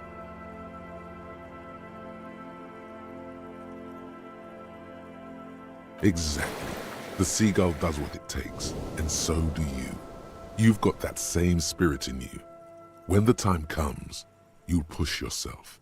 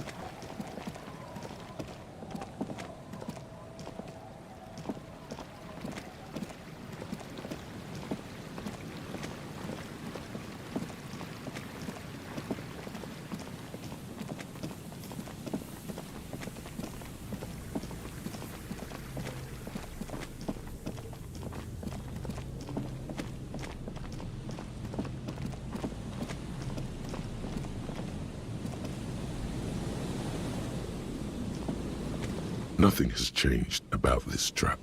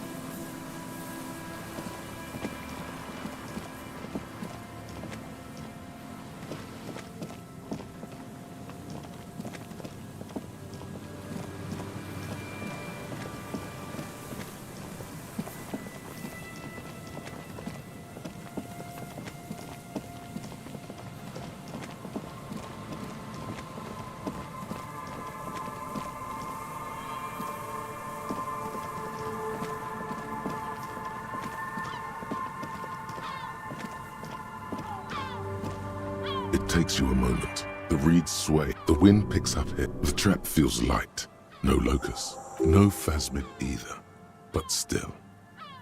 Your voice echoes on the coast, carried by a gust of cold. Well, the bait worked on something.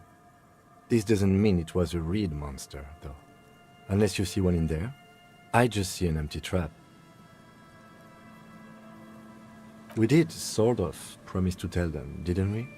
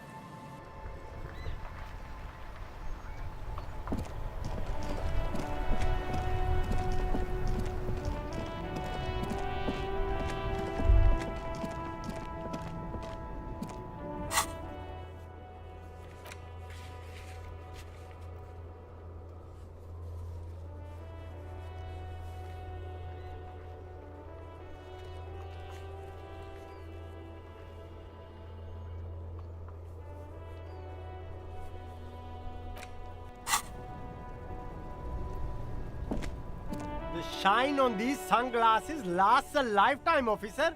100% guaranteed.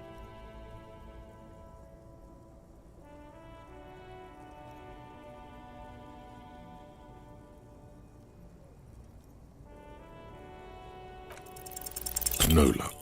All you find is this lime-colored cellophane visor, produced by a bargain sportswear brand called... Oh, that visor is perfect for you, officer.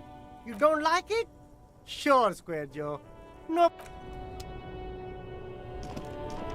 You keep coming back. That's good, officer. Keep browsing those clothes. Keep saving that economy.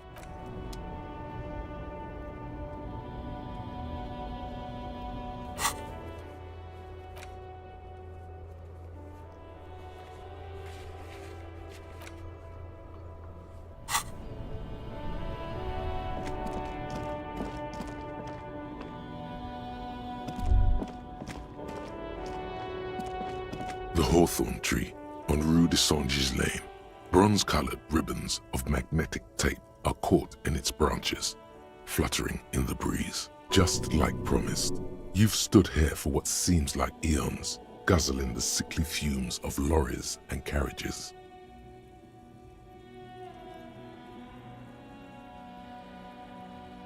Patting the tree reveals a small sticker which has almost been worn to oblivion. It reads, RCM Emergencies Desk, number 8102, underneath a slogan, Mankind, be vigilant. The gnarled hawthorn tree on Rue de Saint-Gilles Lane. A wintry breeze blows by, making the magnetic tape.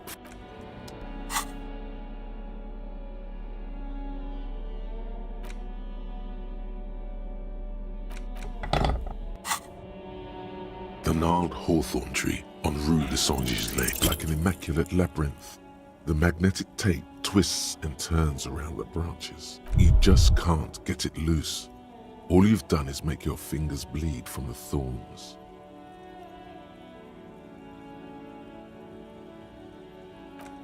The hawthorn tree is disappointed by your betrayal and psychopathic tendencies. Also, your fist hurts a little. The pain, it is nothing. Revel in it. Absorb it. Gain power from it.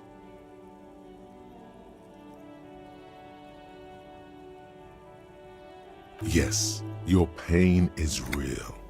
The pain of a tree is mute and base and uninteresting. Had enough assaulting Madre Natura? We should get moving. The gnarled hawthorn tree on Rue de Saint-Gilles Lane. A wind patting the tree.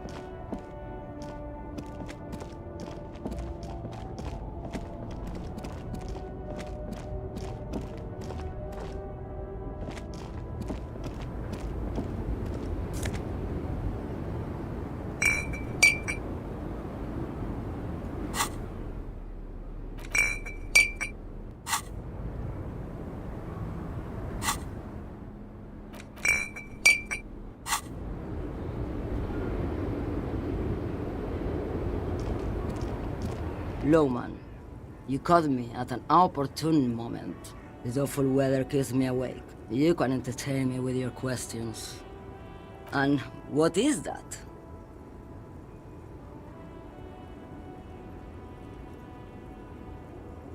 Great. He asked the Pines rep about the bail, and now he's talking to everyone about it. Fine then. Just try not to black out again, and don't contemplate. We don't have time for that.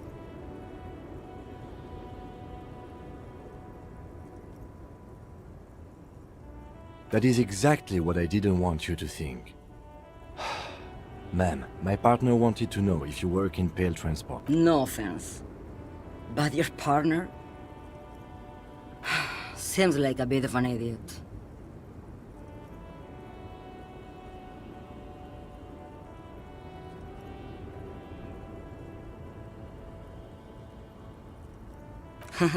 Like Gabriel Buenguerro in Pergunte a Poeira. You're the opposite of me, then. I remember everything. Even things I never knew. The smell of liquor on Gabriel's lips after the shoot. In the motor park. The roses on the day of Franco Negro's coronation. On the grand stairs of Ryle. The smoke from the fowling piece when Dolores Day was shot. The look on her face, like an orgasm. The wound in her chest. My hand in my father's hand. Except I never had a father, and I never shot her innocent Dolores Day. Thought insertion, dithering, the Grad Catalan Magistral? It's more than dangerous. It's sad. But at first I had to make a living. Now, when you've seen it all go away like that, rolling off like the sea, and then come back to this? What are we doing here? For thousands of years, Gabriel. It doesn't have to be like this. We can just give up. We can just become a vapor. Like looking into the ocean at night, in the dark. You cannot see it, but you know it's there. And it's big, bigger than anything. Bigger than all the other things combined. Nothing. Until it starts. When you are deep enough. Then, for me, it's like autumn. Dark, gray, and orange. The orange of street lights and the color of streets in the electric light. It smells like autumn too. It smells terrible. Nostalgia. Cooped up in the cabin, shaking. Terrible nostalgia. For yourself. For humans. It's too much to bear. She loves it. In the belly of an airship, behind the steel windows. So you don't look straight into it. It's not advised to look into it. No, the same one, a roller. They all are nowadays. Special wheels for connecting to the floor of the hold. Yes.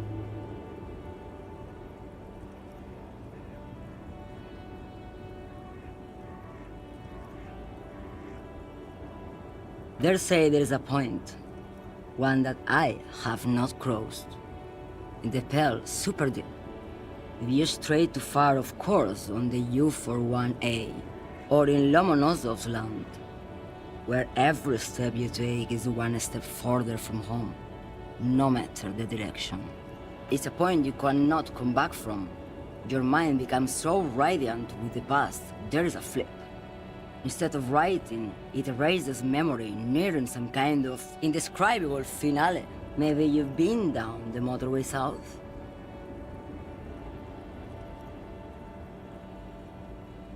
It's a story as lone horsemen tell.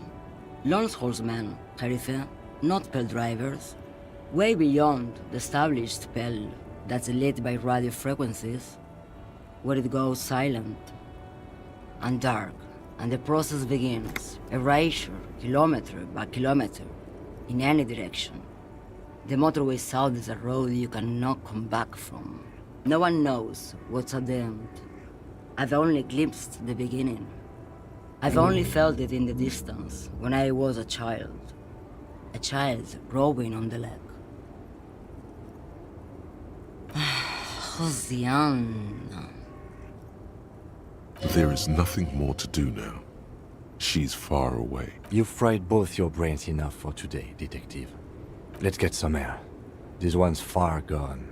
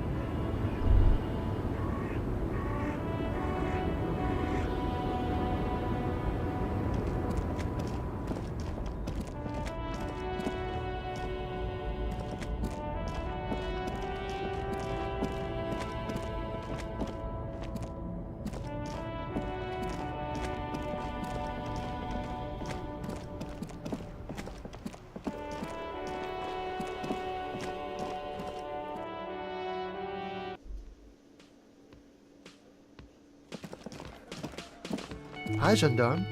Another rendezvous. I am. So are you. What brings you here?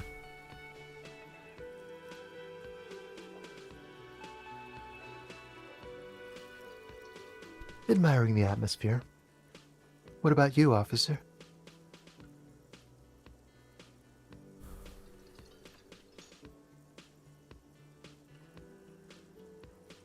Really?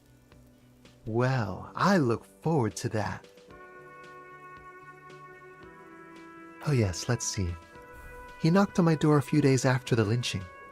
I think he was going through the entire building, asking questions. Nothing. That I didn't see anything. Why shouldn't he? What friend? No, I don't think it came up. Muscular, handsome, strong, like one of those military types. Yes, but he was speaking to someone on his earpiece. Yes, you know those tiny speaker microphones that fancy security guards sometimes wear, just reporting back whatever I was telling him. Oh, let me think. He had an accent. He sounded like one of those mercenaries. He sounded vaguely Oranese. No, not vaguely, scratch that. He sounded definitely Oranese. Sure. Anything else on your mind? You did? And how did you like him?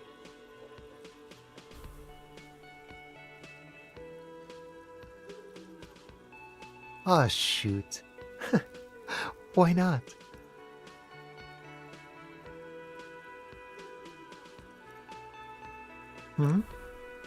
What about me, gendarme?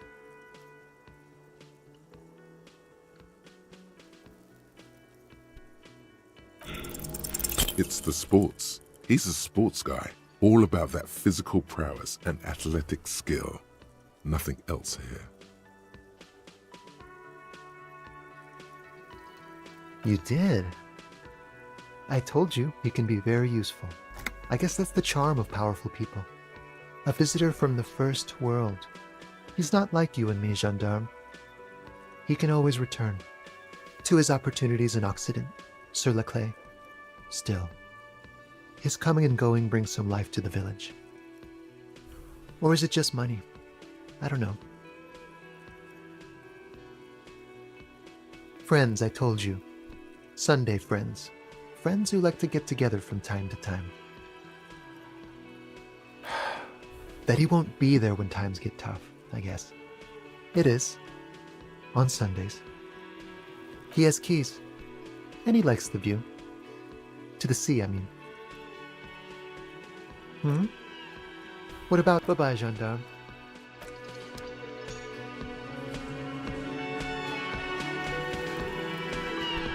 Yes? What about me?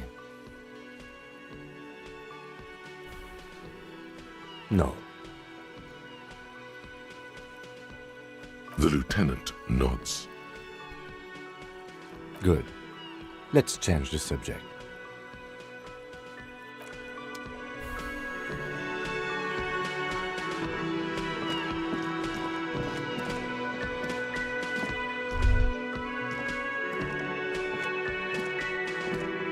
Hey, was there something you needed? Well, well. Bringing in that new bird sure made a difference in his attitude. Another thing. Great. I love those. What are you, a cook now? That's none of your business.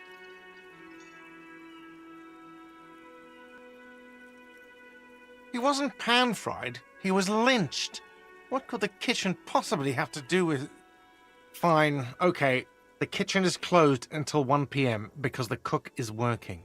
You can snoop around after that, if you... Yes? Got the 20 real? Then why are you wasting my time? Hey, another thing. Great. Yes?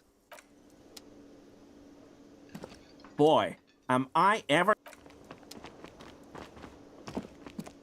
Oh, sweetie, I don't even know how to thank you for finding my husband and helping him out.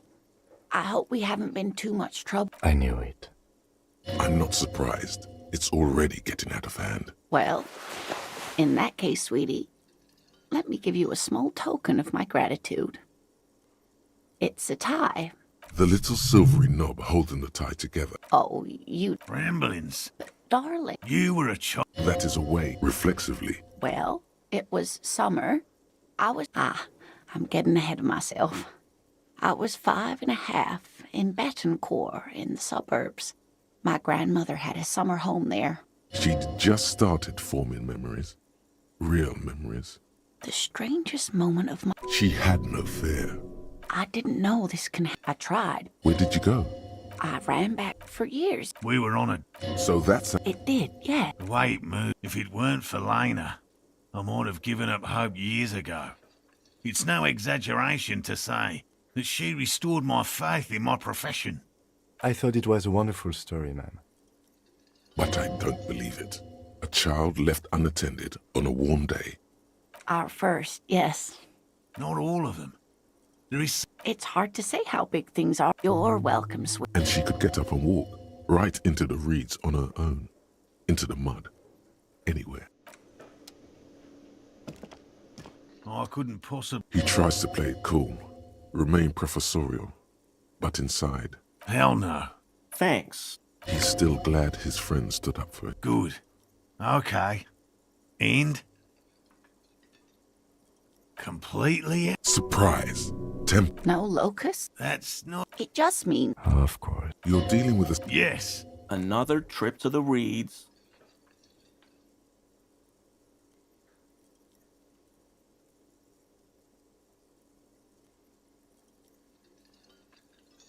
Of course we have. Wait.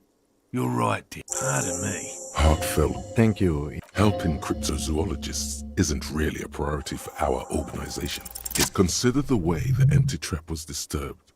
As though, you should ask the... A little who... Oh, my dear. Delinquent. Oh, you... Well, I see you've got... After this is your... Really, Gary? Lena, Morel, it's been... No. The first man to break formation is always a blow to leadership. This is bigger than he lets on. Always a pleasure to see an officers. I told you everything.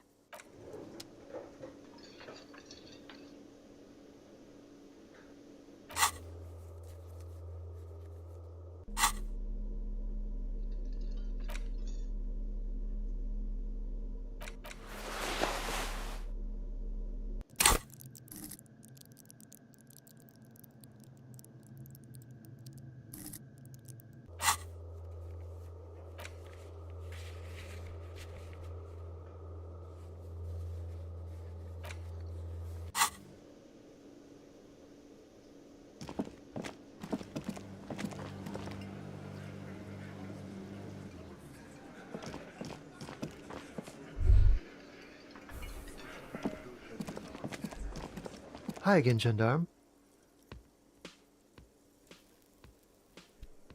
Bye-bye, gendarme.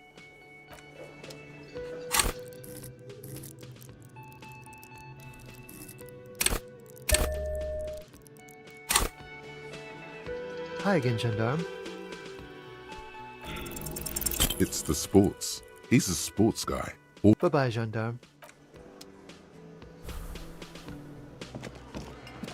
Looks like the circus left town, but the clowns are still here.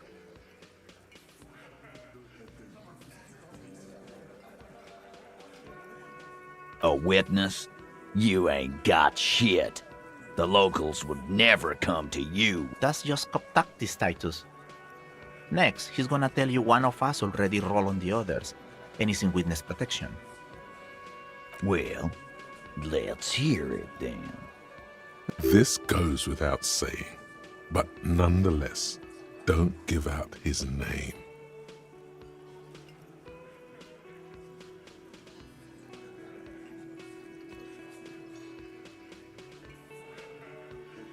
Yeah, right. Like we wouldn't know if an MI plant was in our town. I've seen this shit a million times, Titus. Fly fishing. They are desperate. Tell us, Copper, what wacky claims did he make?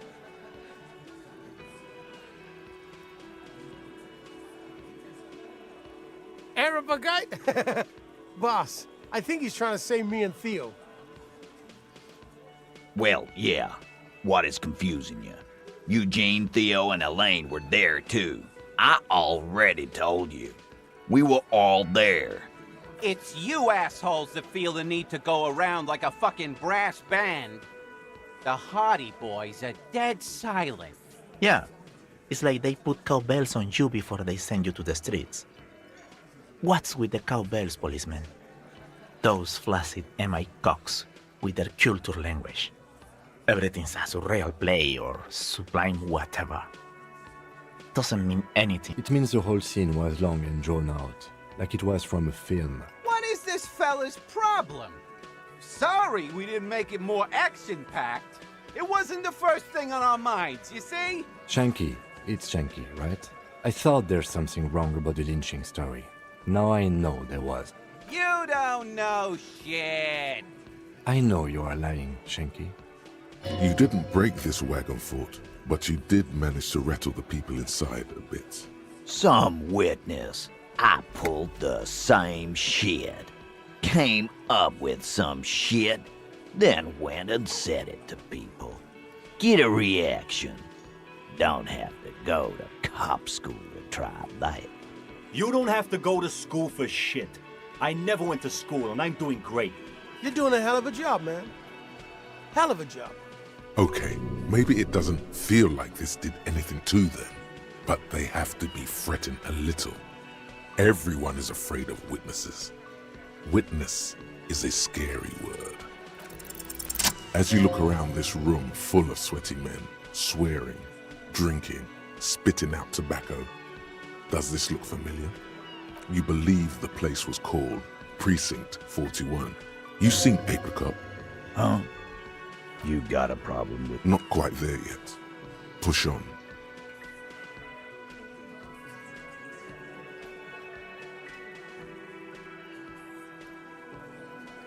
You saying we don't help people? They don't know, man. Congratulations on the... So what? Don't let him drink that. Just don't antagonize him. You have this already.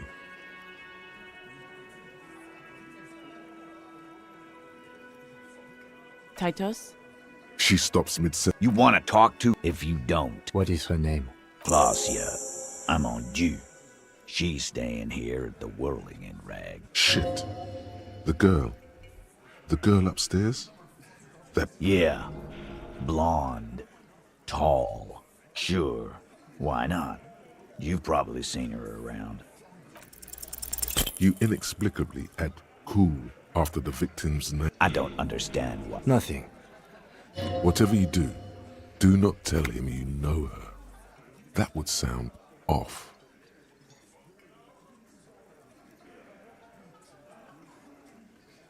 Relationship? There was no fucking relationship. Something is off here. His... It was like that karaoke incident all over again. Okay, enough. He did it before we killed him. He's not gonna do it again. So what does it matter? It would help if we establish a timeline. All right. 2 weeks, maybe? I don't know. I need another beer. Here you go, boss. I know her. How well? Well enough, Copper. We partied. She's been here for a few months. You mean Revachol? Don't you give her any more trouble. Shut up, Angie. Titus gives... What's with all the silences? It's like these... And what was up with the partying she and Titus did? What do you think I meant?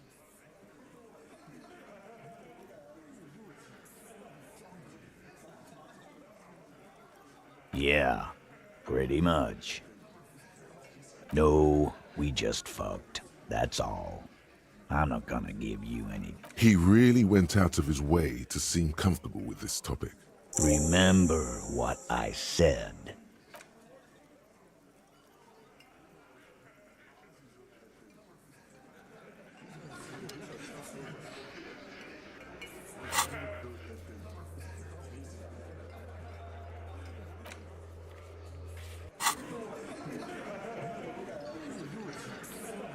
Officer, what was that? Yes. Yes.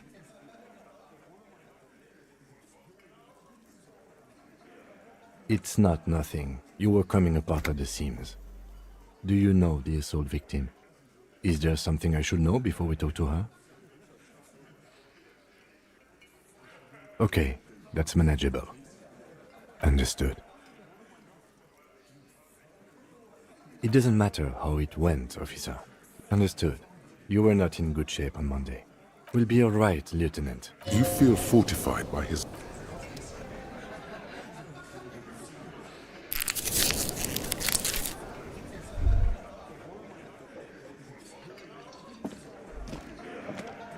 Again, you find yourself looking at that big old window.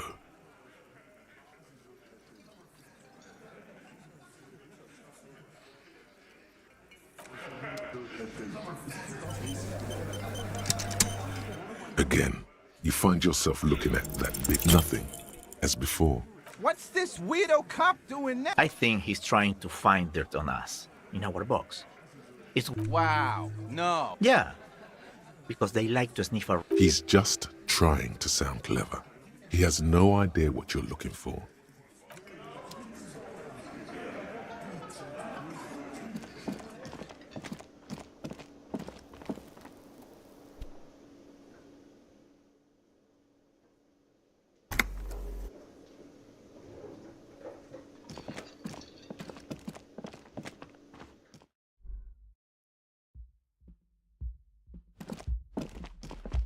The door is closed. There's still a dent in the vinyl.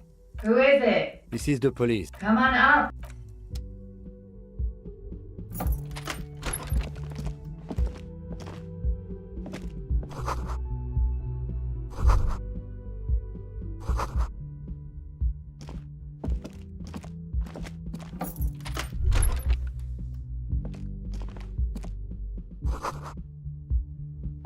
This medicine cabinet is full of weird pharmaceuticals line the shelves.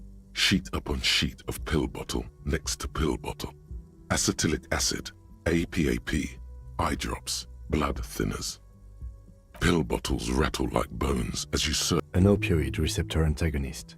It's used for diamorphine. Among some foreign, probably Messinian, or got a bright orange bottle with peptide stamped on it. In sunny, happy letters. Jackpot, but you dropped it. Wow, that's The lieutenant tries to keep his eye. Who cares, man? Who cares? It's been used quite a lot. Anything of note?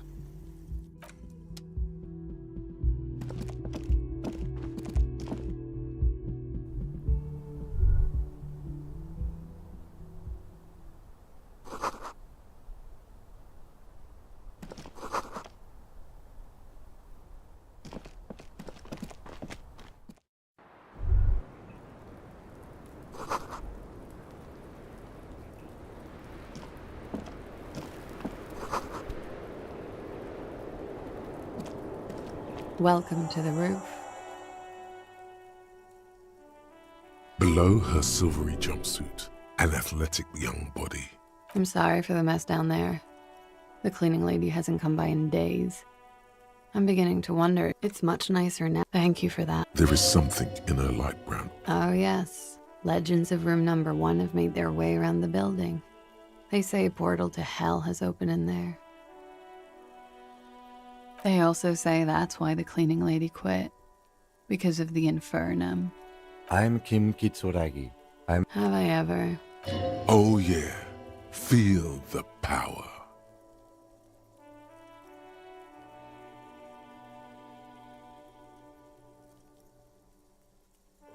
I can see that. There is the tiniest bit of flattery in there. Miss, we are investigating the murder of the man down there. Huh. I see. Be careful. Ask something else first. When you go there, use words like, I hear you have been through something difficult. Clasier Amandu.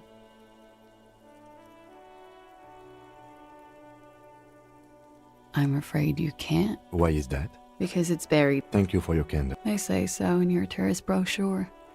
Keep travel documents away from your person when west of the river. If I were to lie to you, look, officer, I don't want to become an indentured servant in a brothel on boogies. There are plenty of other reasons for hiding your document. It's also why I hid it. Why, yes. I'm an unpopular girl, the kind of hurry where you can't afford. I would love to change the subject. It's not important. Unless I'm some kind of suspect. No, I'm not. She doesn't seem to be overly distressed.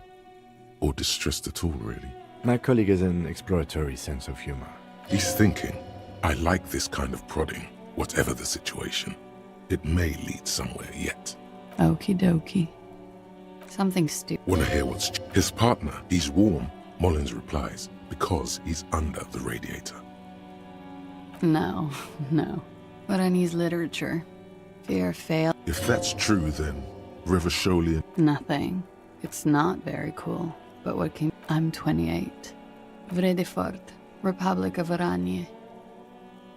A bad memory, officer, of lilacs. What's so bad about that? Nothing. If you're no longer there. The record. So official. Yeah. No one likes to talk about their dirty laundry and their empty bottles. Maybe if you phrase it emotionally. Yeah. The contamination spreads from... For me, talk around the... Somewhere below, military-grade SAD is dripping off the walls. You should say the first thing. It's honest. It will... That's where it always comes from, isn't it? From the head. And sounds like an advanced form of what I've got. Love is terror. Sheer terror, panic, and... I'm Winter. How long have you... About 4 months. Here in the Whirling, here in Martinez, or here in Ravishop. Came to see the new world. It's a tourist thing. It turned out to be a Zarath-infested third world slum. Thank you. Technically, no, don't listen to the stiff. Be cool. With money, sir. It's not exactly the anti-star size caboodle I intend for it to. Comes in handy. Is that something that happened? Better safe than sorry. Oh, yes. Like not being able to stay up for 36 hours. Not being happy. Very funky. Okay.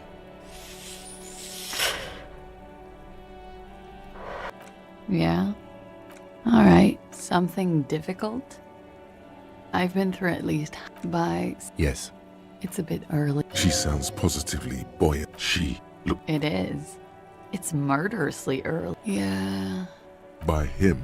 Tell them it's not my... Are you saying that you were... Not explicitly, but I understood what they meant. Pretty much. Warning them. I'm 89% sure. Cool.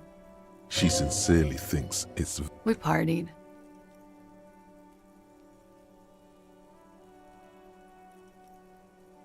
With all due respect, sir, I think we partied a little harder than that. Oh, it is. You're still alive. What did you do when you partied? We drank, sir. A lot. What else? Stimulants. Speed also has that effect. Making... I guess you can... How did you two... Downstairs. She appeared with long... When was this? A month ago? Something like that. Oh, yes. I've had a great view. From the roof, out of the bathroom window, in my dreams. A bitter grin. You called us. Yes. Jackpot. I made it. Reporting crimes is confidential in Ravachol, miss. I didn't exactly. With nail clippers. So. Did I? I don't know. Thank you for making... I didn't want to, sir. But if I hadn't... I'm sorry, I can't... I know it's... She meant she sees him. You have? She sees them in each other's arms.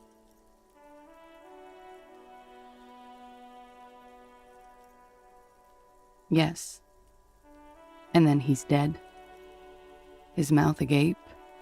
She dips the cigarette. I can see the similarity. Funny. Funny how? Nothing.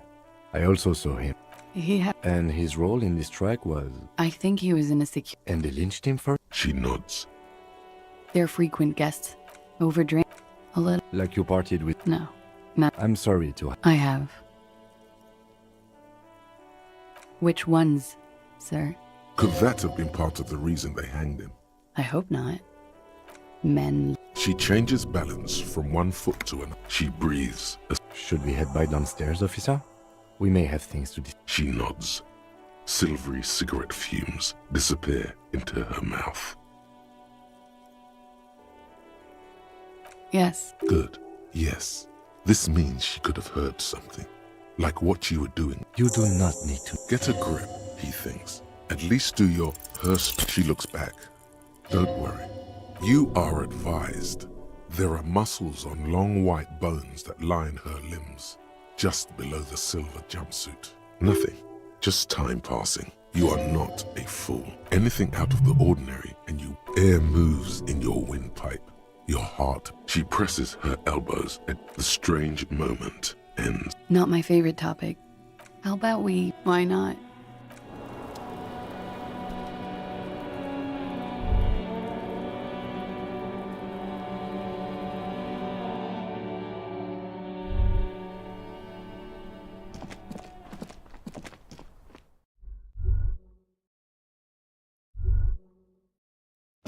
Looks like we have more to discuss with those so-called Hardy Boys. Nothing will make them respect the RCM, but it will disrupt the game they prepared for us.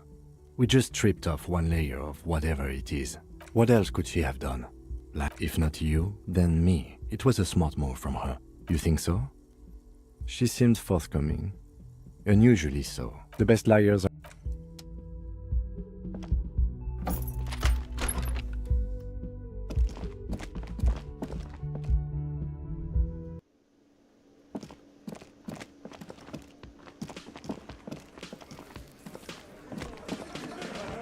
Again, you find yourself looking at...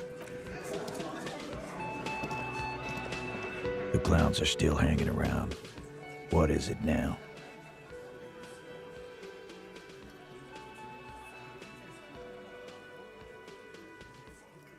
Fuck!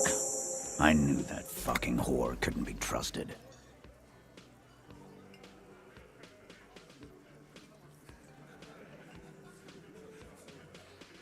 A whore, huh?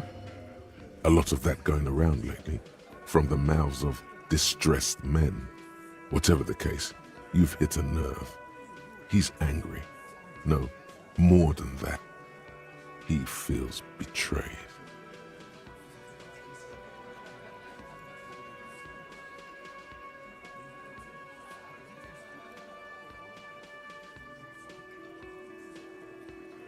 For the record, Titus Hardy did not explicitly specify the victim as a whore, nor did he say anything about... Oh, shut. She's just... Yeah, she's crazy, you know. A crazy bitch. You know the type. Lawman. His hands... And you... Titus Hardy. Success. Goddamn. Everard, personal. Someone has to rush... Look, Copper. Show it to him, T. What's the harm, right? Here, jerkwad. Listen to this shit. Another apocalypse. This is their last play, this tape. Their story is in tatters, a mess. It might be nice to listen to, but at this point, you don't need to. You don't care about evidence. Fix, T. They don't... I won't be on your bulletin board. If you don't listen to the tape... I'm sure we can find a tape. Where can I listen? Yeah, play it. I'm sure we can find a tape. Don't forget your tape, lawman. Compliments of Titus Hardy.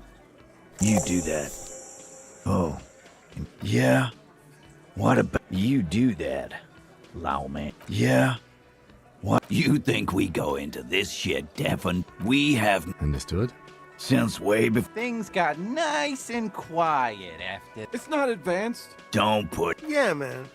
You're like a What's on it? We call it the door gun a mega mix. You do that.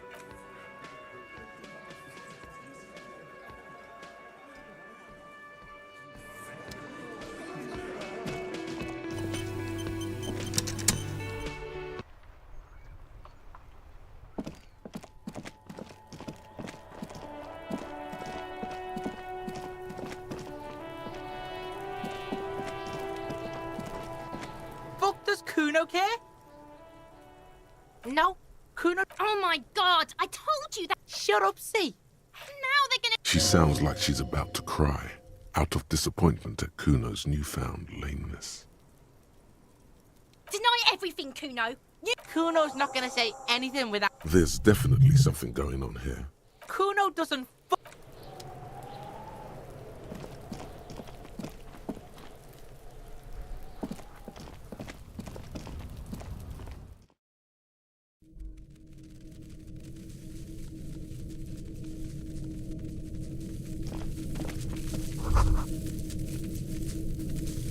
All around you. Well, of the locusts. For the missing locust case, which is a sub-case of the imaginary. Yes. I feel we are nearing a real breakthrough, if anything. But what do I... Use your powers of... I'll let you handle...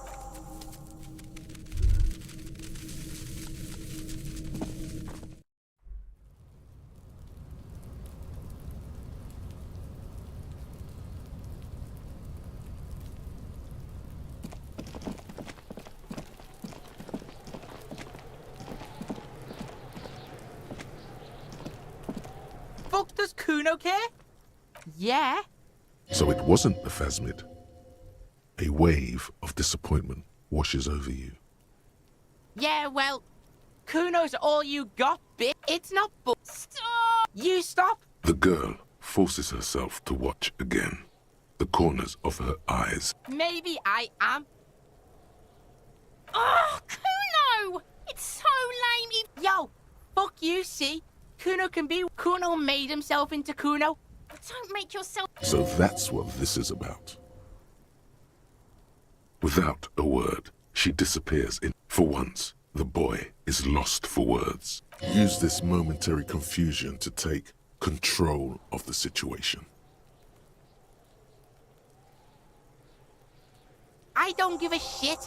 The girl's face appears again, above the fence. Just long enough to make eye contact with... Kuno's gonna let the fuck... The fuck are they trying to catch anyway? The fuck out of here. Kuno's tired of this... There's silence between the two children.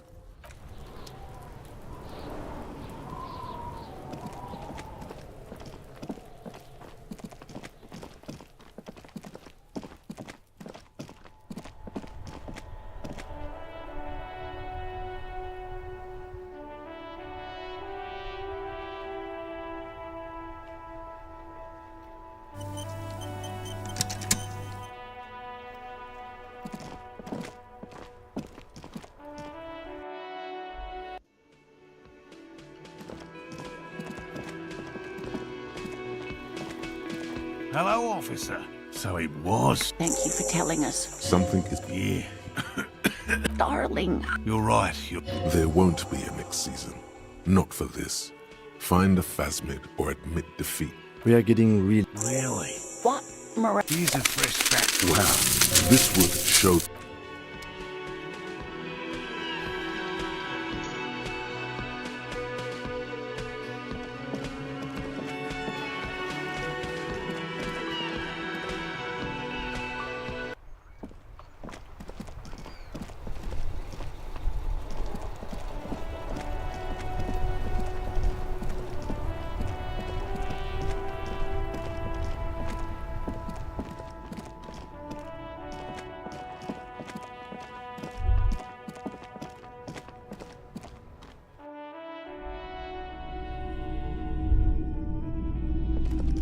The boomboxes wait on the shelves. And here you are.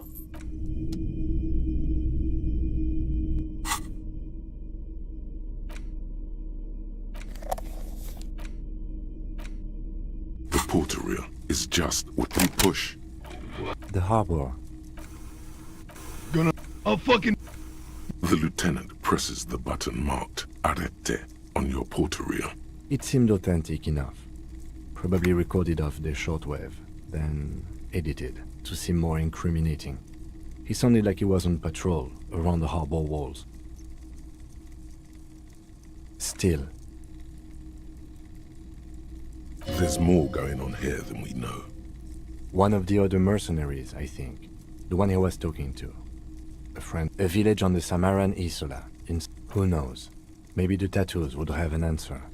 End of recording. I think we've got a few more questions for class here, don't you? This seems to contradict her. As you take out the tape, the boombox tunes itself back to the cheery radio again, spewing out beats like it's a Friday night. The contrast feels chilly.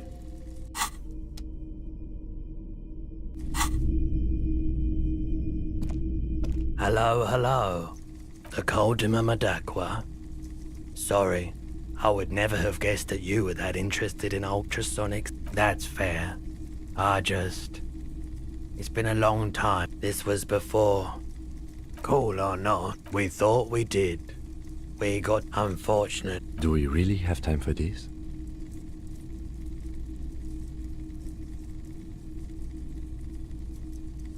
This recording comes from Keep in Mind. There's a group he nods to. Seabirds, most likely. And a low range of... You know, now that I've listened to it...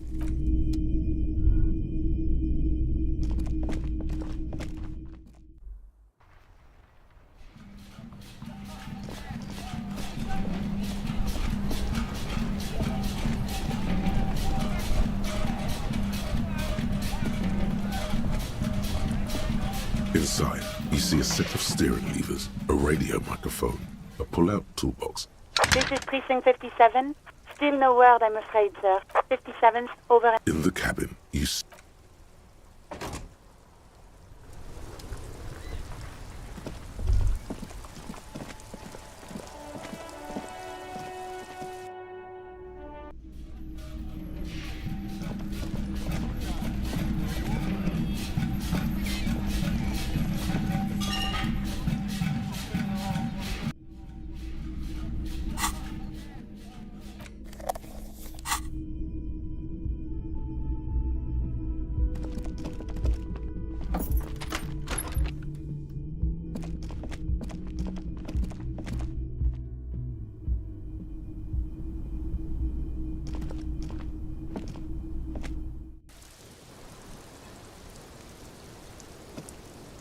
Officer, what brings you up here? She puts, this does not.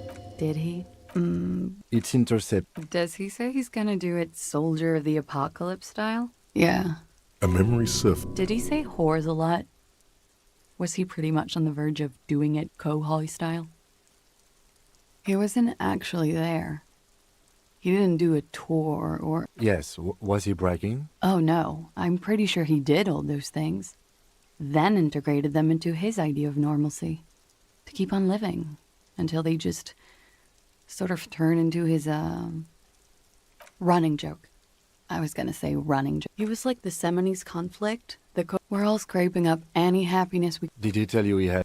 No. There is a small measure of pride in her. What kind of man was he?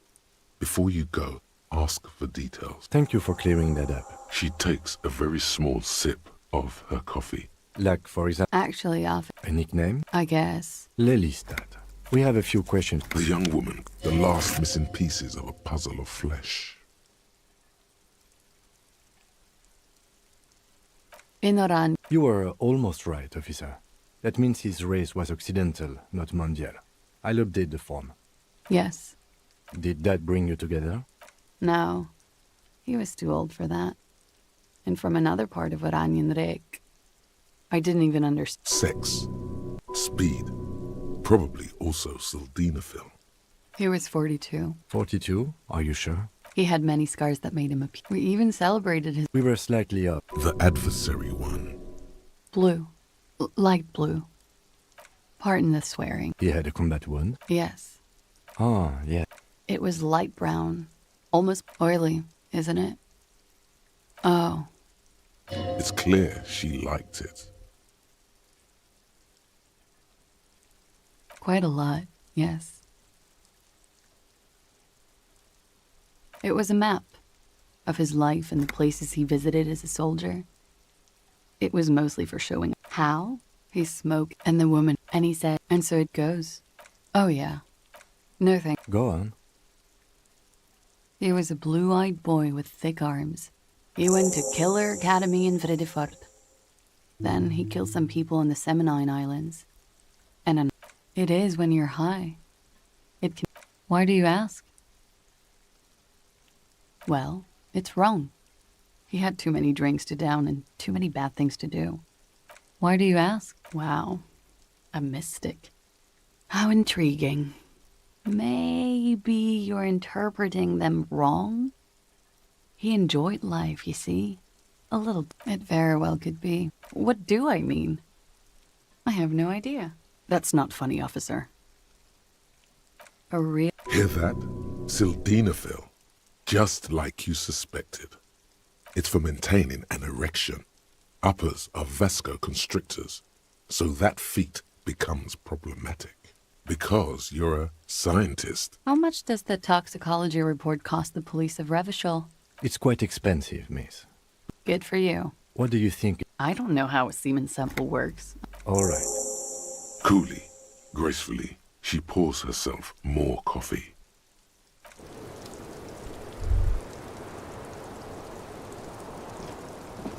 The same small, heavy door.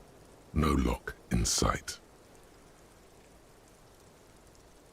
It's barred from the inside. I don't know. It is not the first closed door. I don't know. The further we get, the more these buildings... Below, the hostel cafeteria creaks and groans, a dull thump. The vigilantes, the cadaver, and a number of people connected to the case are in or around this building. This door is part of it. It's not unimportant. I hate it when that happens.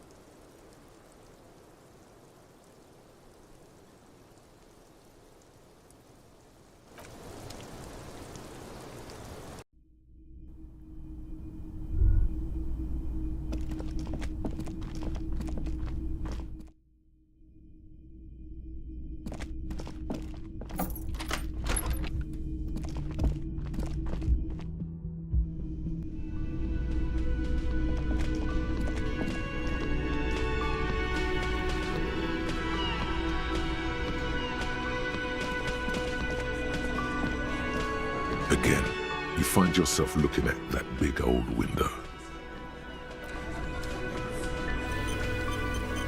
Again, you find yourself looking at nothing. Keep at it.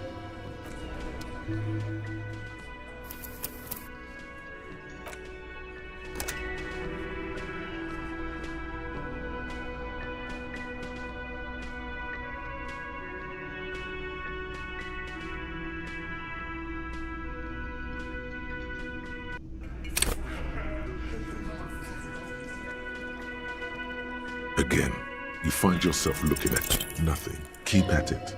There must... The clowns are still hanging around. What is it now?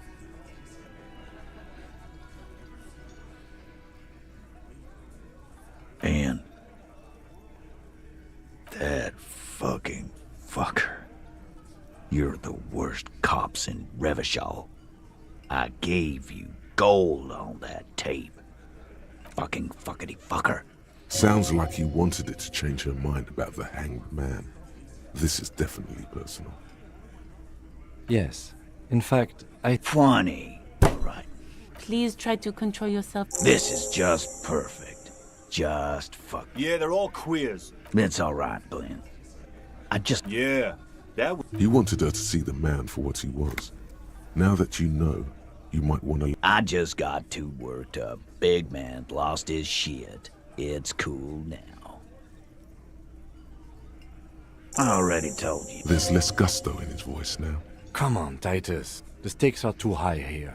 There will be blood on the streets. You know what? Next time. This is the petulant... That line. Yeah. What is this? Why do we make it 40, huh? Why do we make it 100 beers? You're not loud enough. 100 beers? Now we're talking. Hoppity hop over here, cafeteria manager. The window might be closing. The more beers they get in them, the less cooperative they will be. Clausia is playing them like a fiddle. Tell them how bad they got played, and they'll tell you the truth. There are many ways to go about it. All of them really good.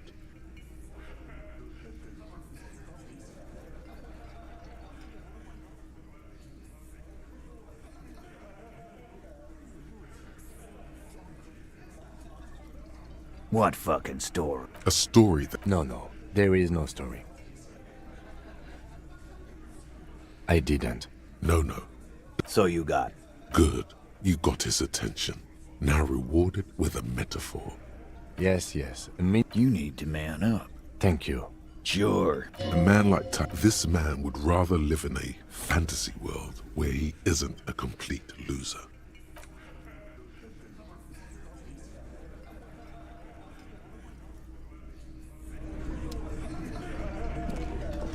Again, you find yourself looking at that.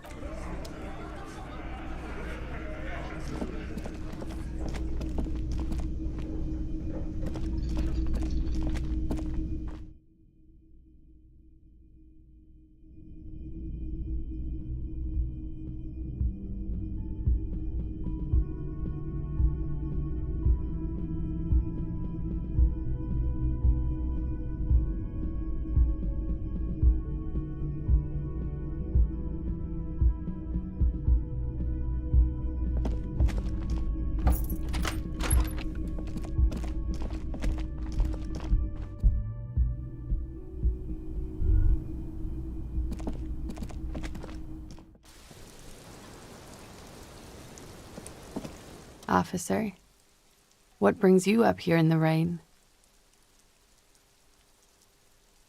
Yes, miss. I hope all right. Coolly, gracefully.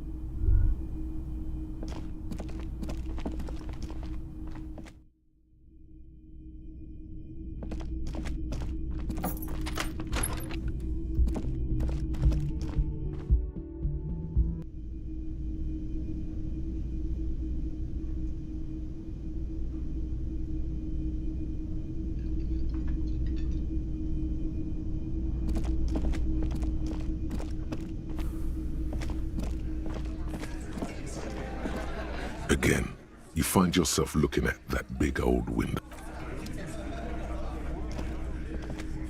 It's you again. What is it?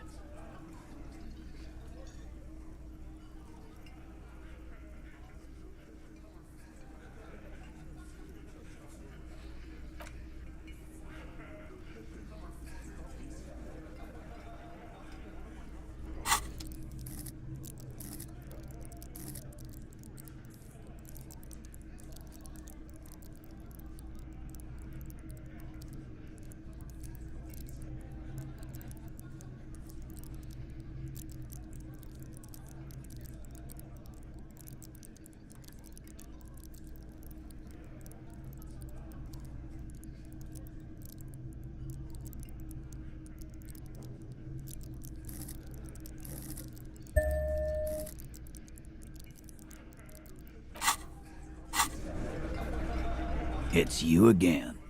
What is it?